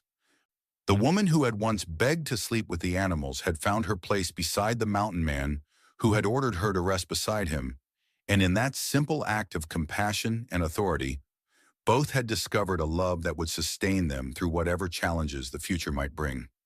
Their story had become something of a legend in their region, told and retold around firesides and at community gatherings as an example of how love could triumph over adversity, how two people could find in each other the strength to overcome any obstacle. It was a story that gave hope to other couples facing their own challenges, proof that true partnership was possible and that love, when it was real and deep and committed, could transform lives in ways that seemed almost miraculous. As Christina stood in the garden she had helped create, watching Douglas work with their animals in the distance, she reflected once more on the journey that had brought her to this place of perfect contentment. The woman who had once been so desperate that she had begged to sleep outside rather than accept kindness had become a woman who knew herself to be deeply loved and valued, whose presence brought joy rather than burden to the man she had chosen to spend her life with. The transformation had been complete and permanent, changing not just her circumstances, but her fundamental understanding of herself and what was possible for her life. She had learned that strength came not from independence, but from the willingness to accept help when it was offered, that love was not a burden to be avoided, but a gift to be treasured, that home was not a place, but a state of being that could be created wherever two hearts chose to build something together. The mining company's betrayal, her neighbor's abandonment, the desperate flight through the wilderness that had brought her to Douglas's door, all of it had been necessary to lead her to the life she was meant to live and the man she was meant to love. What had seemed like random cruelty had actually been the hand of fate, guiding her toward a happiness she had never dared to imagine. As the sun set over the mountains that had become their sanctuary and their home, Christina made her way back to the cabin where Douglas was waiting for her, ready to share another evening of quiet companionship and mutual affection. The woman who had once begged to sleep with the animals was coming home to the man who had insisted she rest beside him, and in that simple daily ritual, their love story continued to unfold, as beautiful and enduring as the mountains themselves. The years had been kind to Christina and Douglas, bringing not just material prosperity, but a deepening of their relationship that had surprised them both with its richness and complexity. They had weathered storms both literal and metaphorical, had faced challenges that had tested their resolve and their commitment, and had emerged stronger and more united with each trial they had overcome together. Christina had long since ceased to think of herself as the desperate woman who had begged for shelter at a stranger's door. That frightened, broken person seemed like someone from another lifetime, as distant and unreal as a character in a story she had once read. The woman she had become was strong and confident, capable and valued, essential rather than burdensome to the man she loved and the life they shared. The transformation had not happened overnight, but through countless small moments of growth and discovery, each day bringing new opportunities to prove to herself and to Douglas that she was worthy of the love and partnership they had built together. She had learned to see herself through his eyes, as someone whose presence brought joy and completion rather than obligation and burden. Douglas, too, had been transformed by their relationship, his solitary nature softened and enriched by Christina's love and companionship. The hard, self-sufficient man who had lived alone in the mountains for years had discovered in himself a capacity for tenderness and vulnerability that had surprised him with its depth and power. Together they had created something that was greater than the sum of its parts, a partnership that was both practical and romantic, a love that was both passionate and enduring, a life that was both challenging and deeply satisfying. They had proven that true love was not just about finding the right person, but about becoming the right person for each other. Their homestead had become a testament to what could be accomplished when two people worked together with shared vision and mutual support. The buildings were well maintained and efficient, the fields productive and carefully tended, the animals healthy and thriving. But more than the physical improvements, they had created an atmosphere of peace and contentment that was evident to anyone who visited their mountain sanctuary. Neighbors and travelers alike commented on the harmony that existed between Christina and Douglas, the way they worked together with seamless cooperation, the obvious affection and respect they showed for each other in every interaction. Their relationship had become a model for other couples in the region, proof that true partnership was possible and that love, when it was real and deep and committed, could create something beautiful and lasting. But perhaps most importantly, they had never lost sight of the miracle that had brought them together. The series of events that had seemed like disaster at the time, but had actually been the catalyst for their greatest happiness. The desperate plea that had begun their story had become the foundation of a love that grew stronger with each passing year, each shared challenge, each quiet moment of connection and understanding.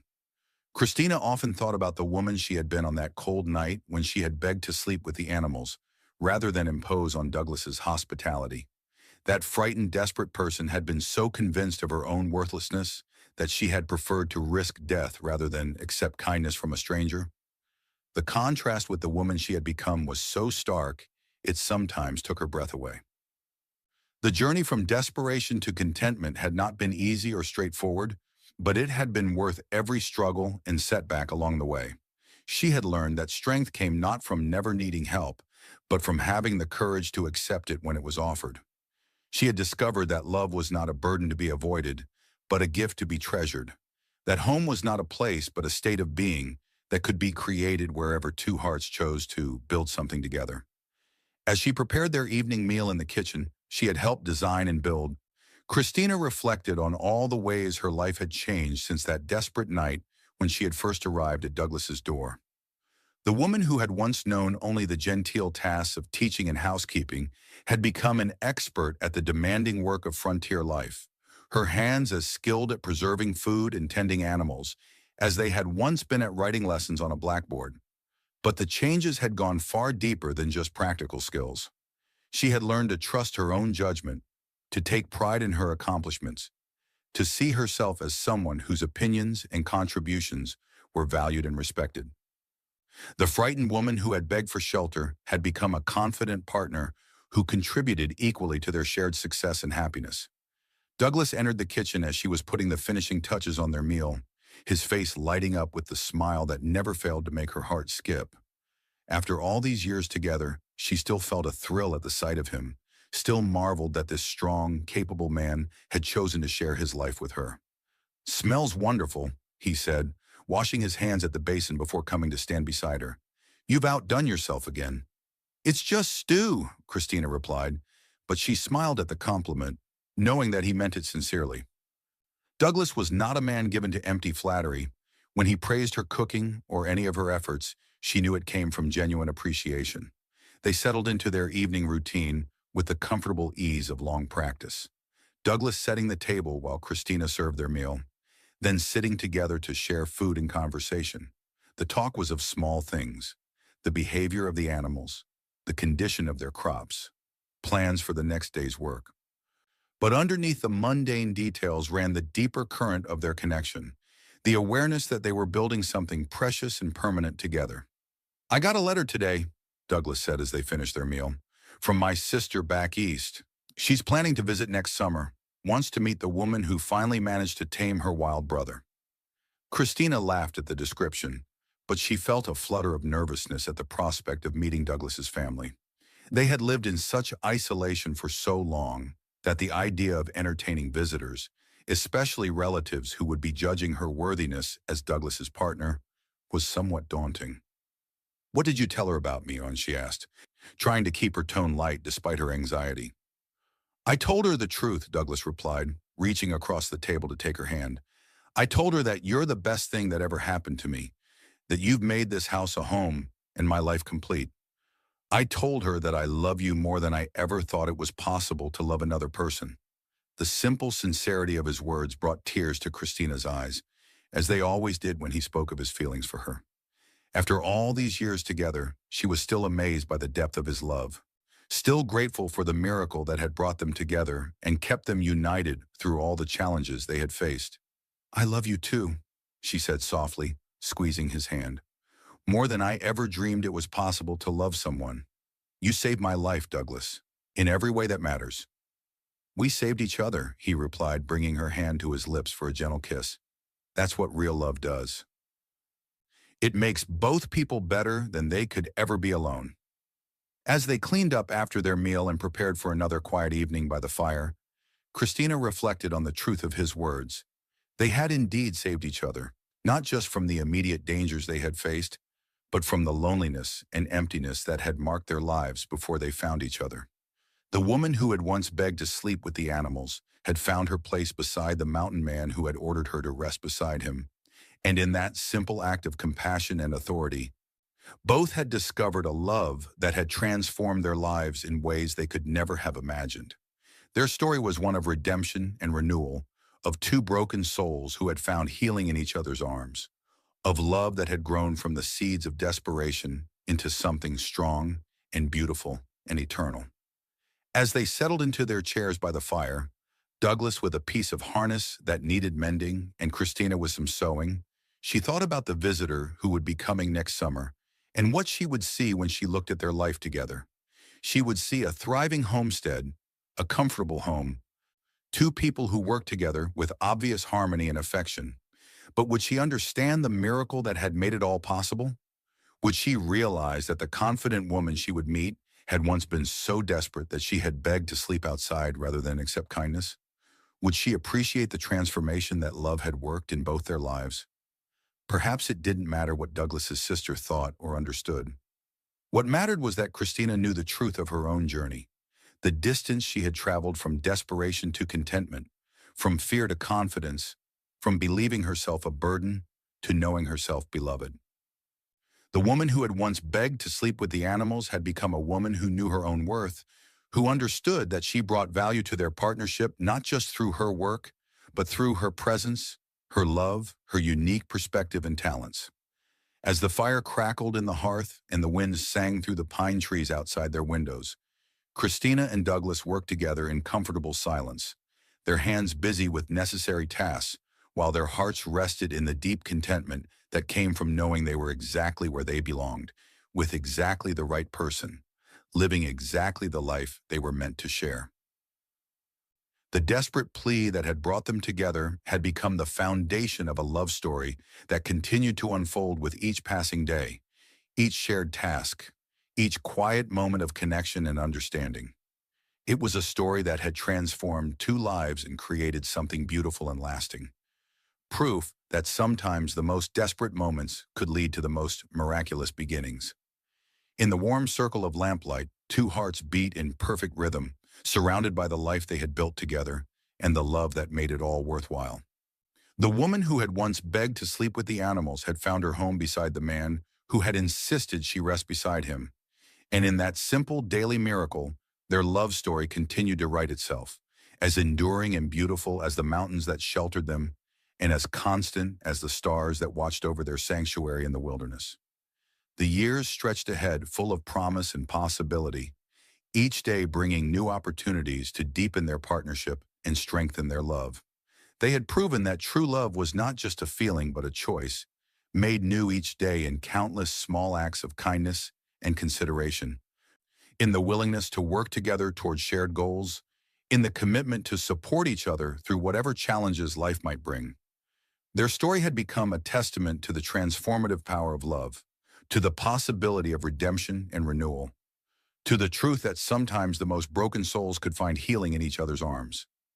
The woman who had once begged to sleep with the animals, and the mountain man who had ordered her to rest beside him had created something beautiful and lasting. A love that would endure for all the years to come and beyond. As the seasons continued their eternal cycle around their mountain sanctuary, Christina and Douglas had settled into a rhythm of life that felt as natural and enduring as the peaks that surrounded them. Each day brought its own small pleasures and satisfactions, its own opportunities to deepen their partnership and strengthen the bonds that held them together. The woman who had once been so desperate that she had begged to sleep outside rather than accept kindness had become the center of a thriving homestead, a true partner in every sense of the word to the man who had seen her potential when she could not see it herself. Her transformation had been complete and permanent, changing not just her circumstances, but her fundamental understanding of herself and what she was capable of achieving. Christina had learned to find deep satisfaction in the rhythms of mountain life, in the seasonal cycles of planting and harvest, in the daily tasks of caring for their animals and maintaining their home. But more than the work itself, she treasured the sense of partnership and purpose that came from sharing these responsibilities with Douglas. From knowing that her contributions were valued and essential to their shared success. Their love had matured over the years into something deeper and more complex than either had imagined possible. It was a love that encompassed not just passion and romance, but genuine friendship and respect, shared goals and values, and the kind of deep understanding that came only from years of facing life's challenges together. Douglas had been transformed as well by their partnership, his solitary nature enriched and softened by Christina's presence in his life. The hard-working, self-sufficient man who had lived alone in the mountains had discovered in himself a capacity for tenderness and vulnerability that had surprised him with its depth and power. Together, they had created something that was greater than the sum of its parts, a life that was both challenging and deeply satisfying, a partnership that was both practical and romantic, a love that had proven itself capable of weathering any storm and growing stronger with each trial they faced together. Their homestead had become a beacon of hope and inspiration for other families in the region, proof that it was possible to build something beautiful and lasting in the wilderness, that love and determination could overcome any obstacle. Neighbors and visitors alike commented on the harmony that existed between Christina and Douglas, the obvious affection and respect they showed for each other in every interaction. But perhaps most importantly, they had never lost sight of the miracle that had brought them together. The series of events that had seemed like disaster at the time, but had actually been the catalyst for their greatest happiness. The desperate plea that had begun their story had become the foundation of a love that grew stronger with each passing year. As Christina worked in her garden one morning, tending the vegetables that would feed them through the coming winter, she reflected on the journey that had brought her to this place of perfect contentment. The sun was warm on her back, the soil rich and dark beneath her hands, and she could hear Douglas working with their animals in the distance, his voice gentle and reassuring as he talked to the creatures in his care. This was her world now, bounded by the mountains that rose around their valley like protective walls, filled with the simple pleasures of useful work and shared purpose. The woman who had once known only the genteel tasks of teaching and housekeeping had become an expert at the demanding work of frontier life, her hands as skilled at preserving food and tending gardens as they had once been at writing lessons on a blackboard. But the changes had gone far deeper than just practical skills. She had learned to trust her own judgment, to take pride in her accomplishments, to see herself as someone whose opinions and contributions were valued and respected. The frightened woman who had begged for shelter had become a confident partner who contributed equally to their shared success and happiness. A shadow fell across her work, and she looked up to see Douglas approaching, with a smile on his weathered face. Even after all these years together, the sight of him still made her heart skip, still filled her with gratitude for the love they shared and the life they had built together. "Taking a break?" he asked, settling down beside her in the soft earth of the garden. "Just thinking," Christina replied, brushing a strand of hair from her face with the back of her gloved hand, "about how different everything is now compared to when I first came here." Douglas nodded, understanding immediately what she meant. They had talked many times over the years about the journey that had brought them together, the transformation that love had worked in both their lives. "Do you ever regret it?" he asked, the question that had become a gentle ritual between them. "Giving up your old life for this one?"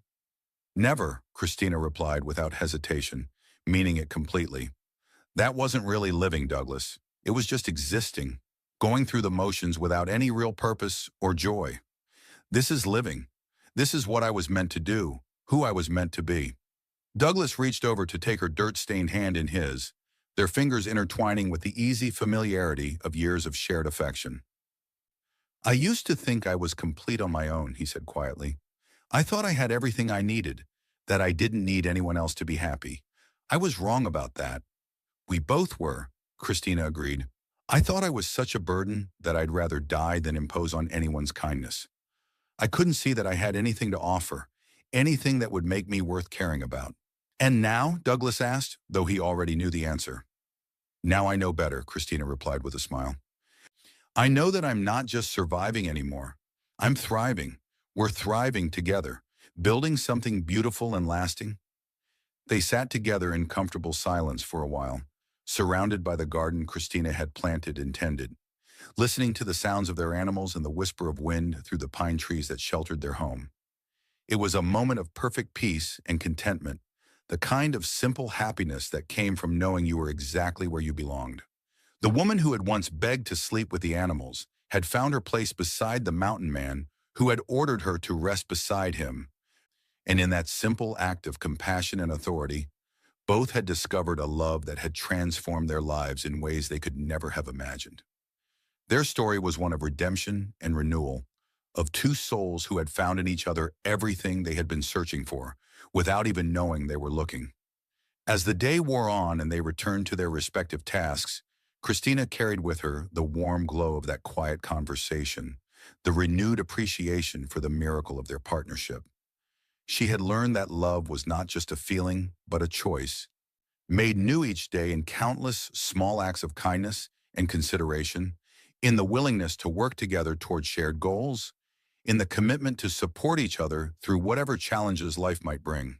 The mining company's betrayal, her neighbor's abandonment, the desperate flight through the wilderness that had brought her to Douglas's door, all of it had been necessary to lead her to the life she was meant to live and the man she was meant to love.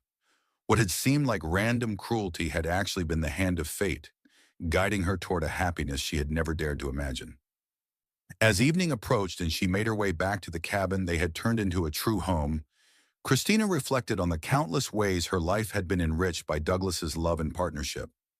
She had discovered strengths she never knew she possessed, had developed skills she never thought she would need, had found a sense of purpose and fulfillment that had eluded her in her previous life.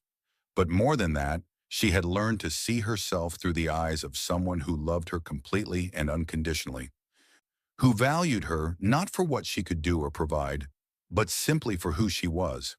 The transformation had been gradual but profound, changing not just her circumstances, but her fundamental understanding of herself and her worth as a person. The woman who had once felt like such a burden that she would rather risk death than accept help had become someone who knew herself to be essential, whose presence brought joy and completion to the man she loved and the life they shared. It was a transformation that continued to amaze her with its completeness and permanence, a testament to the power of love to heal and transform even the most broken souls. As she entered their cabin and began preparing their evening meal, Christina could hear Douglas finishing up his work outside, the familiar sounds of his daily routine that had become as comforting and reliable as the sunrise. Soon he would come through the door, bringing with him the cold mountain air and the scent of pine and wood smoke that she had come to associate with home and safety and love. Their evening would unfold with the comfortable predictability of years of shared routine. A simple meal enjoyed together, quiet conversation about the day's work and plans for tomorrow, perhaps some reading or mending by the fire before they made their way to bed. It was not an exciting life by the standards of the world beyond their mountains, but it was a deeply satisfying one, filled with the kind of contentment that came from knowing you were living exactly the life you were meant to live. The desperate plea that had brought them together had become the foundation of a love story that continued to unfold with each passing day, each shared task, each quiet moment of connection and understanding. It was a story that had transformed two lives and created something beautiful and lasting, proof that sometimes the most desperate moments could lead to the most miraculous beginnings. As the stars began to appear in the darkening sky above their mountain sanctuary, Christina finished her preparations for dinner and waited for Douglas to come home. The woman who had once begged to sleep with the animals was about to share another evening with the man who had insisted she rest beside him, and in that simple daily miracle, their love story continued to write itself, as enduring and beautiful as the mountains that sheltered them, and as constant as the stars that watched over their sanctuary in the wilderness. The sound of Douglas's boots on the porch steps brought a smile to Christina's face, as it did every evening when he returned from his work. After all these years together, she still felt that little flutter of happiness at his homecoming, still marveled that this strong, capable man had chosen to share his life with her. "Perfect timing," she called out as he entered, hanging his coat on the familiar peg by the door. "Dinner's just ready." Douglas crossed to where she stood by the stove, placing a gentle kiss on her forehead before washing his hands at the basin. It was a simple gesture, repeated countless times over the years, but it never failed to remind Christina of how precious their ordinary moments together truly were. As they settled into their chairs at the table they had built together, sharing the meal she had prepared with ingredients they had grown and preserved themselves, Christina reflected on the profound satisfaction that came from this life of self-sufficiency and partnership. Every aspect of their existence was touched by their joint efforts, every comfort and necessity the result of their shared work and planning. "The Hendersons stopped by while you were in the South pasture," Christina mentioned as they ate. "They wanted to thank you again for helping with their barn raising, and Mary brought some of her apple preserves." Douglas nodded, pleased by the gesture of neighborly gratitude. Over the years, they had become integral members of the scattered community of mountain dwellers, their expertise and willingness to help making them valued neighbors despite their relative isolation. "How's their new baby doing?" he asked, remembering that the Henderson family had recently welcomed their fourth child. "Thriving, according to Mary. She said little Sarah is already sleeping through the night, which is more than she can say for the older ones." Christina smiled at the memory of the harried but happy mother, juggling the demands of a growing family with the endless work of frontier life. The conversation continued through dinner, touching on the small events and concerns that made up the fabric of their daily life. It was the kind of comfortable, companionable talk that came naturally to couples who had learned to share not just their home and their work, but their thoughts and feelings about everything that touched their lives. After the dishes were cleared and washed, they settled into their evening routine by the fire. Douglas with a piece of equipment that needed attention, and Christina with some mending that had been waiting for a quiet moment. The work was peaceful and companionable, their hands busy while their minds relaxed into the quiet contentment that had become the hallmark of their evenings together. "I've been thinking about what you said this morning," Douglas said suddenly, looking up from the leather strap he was repairing. "About how different everything is now." Christina set down her sewing, giving him her full attention. "What about it?" "I was remembering that first night when you came to my door. You were so frightened, so convinced that you were nothing but a burden to anyone who might help you." His voice was quiet, thoughtful. "I could see the strength in you even then, but you couldn't see it yourself." "I felt like I was drowning," Christina admitted, the memory still vivid after all these years. "Everything I thought I knew about life, about people, about myself, had been stripped away. I truly believed I had nothing to offer anyone, that I was just a useless burden who would eventually be cast aside by anyone foolish enough to help me. And yet here you are," Douglas said with a smile, "the strongest, most capable woman I've ever known. The heart of everything good in my life." Christina felt tears prick her eyes at the simple sincerity of his words. "I couldn't have become this person without you," she said softly. "Without your patience, your faith in me, your willingness to see something in me that I couldn't see in myself." "We made each other," Douglas replied, setting aside his work to give her his full attention. "That's what real love does. It doesn't just accept people as they are. It helps them become the best version of themselves." The conversation that followed was one of those deep, meaningful exchanges that had become more frequent as their relationship had matured. Discussions that explored not just their feelings for each other, but their understanding of love itself and what it meant to build a life together. They talked about the other couples they knew, the marriages that thrived and those that struggled, trying to understand what made the difference between partnerships that grew stronger over time and those that gradually wore away under the pressures of daily life. "I think," Christina said thoughtfully, that the difference is in seeing your partner as someone to grow with, rather than someone to change or someone to simply endure.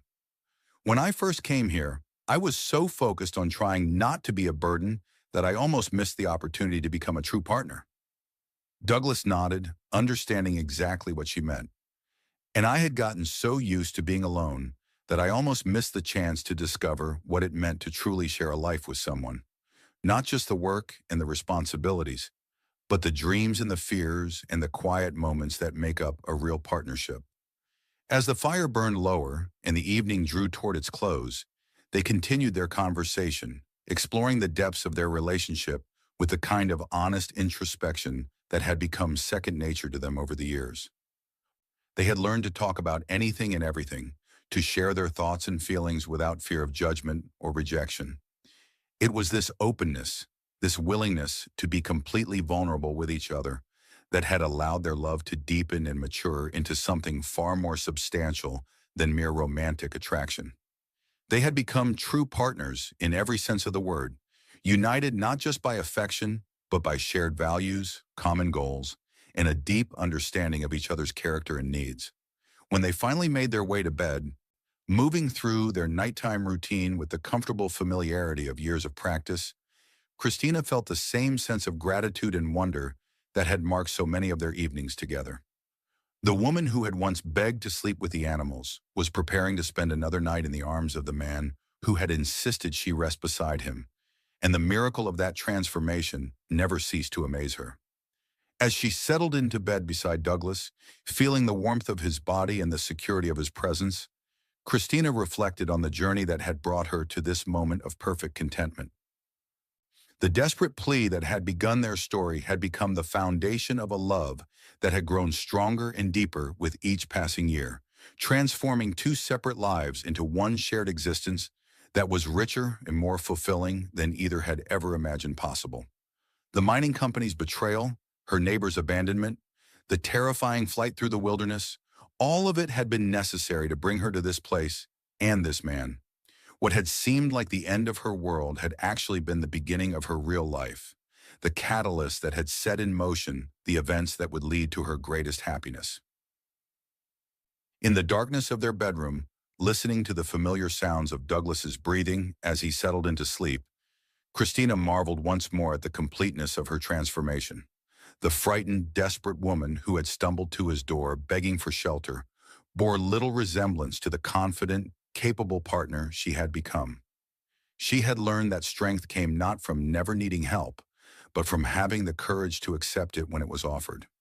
She had discovered that love was not a burden to be avoided, but a gift to be treasured. That home was not a place, but a state of being that could be created wherever two hearts chose to build something together. The woman who had once felt like such a burden that she would rather risk death than accept kindness had become someone who knew herself to be essential, whose presence brought joy and completion to the man she loved and the life they shared. It was a transformation that had taken years to complete, built through countless small moments of growth and discovery, each day bringing new opportunities to prove to herself and to Douglas that she was worthy of the love and partnership they had built together. As sleep began to claim her, Christina's last conscious thought was one of profound gratitude for the series of events that had brought her to this place of perfect contentment. Tomorrow would bring new challenges and opportunities, new chances to deepen their partnership and strengthen their love. But tonight, she was exactly where she belonged, beside the man who had seen her potential when she could not see it herself, in the home they had created together through years of shared work and unwavering commitment. The desperate plea that had brought them together had become the opening note of a love song that continued to play in their hearts, a melody of redemption and renewal that would echo through all the years to come. The woman who had once begged to sleep with the animals and the mountain man who had ordered her to rest beside him had created something beautiful and lasting, a testament to the transformative power of love and the possibility of finding happiness even in the most desperate circumstances. In the quiet sanctuary of their mountain home, surrounded by the life they had built together and the love that made it all worthwhile, Christina and Douglas slept peacefully, Proof that sometimes the most broken souls could find healing in each other's arms, and that true love, when it was real and deep and committed, could transform lives in ways that seemed almost miraculous. Their story would continue to unfold with each new day, each shared task, each quiet moment of connection and understanding. But the foundation had been laid years ago, on a cold night when a desperate woman had begged for shelter and a compassionate man had offered not just a place to sleep, but a chance at a completely new life. From that simple act of kindness had grown a love that would endure for all the years to come, as constant as the mountains that sheltered them, and as enduring as the stars that watched over their sanctuary in the wilderness.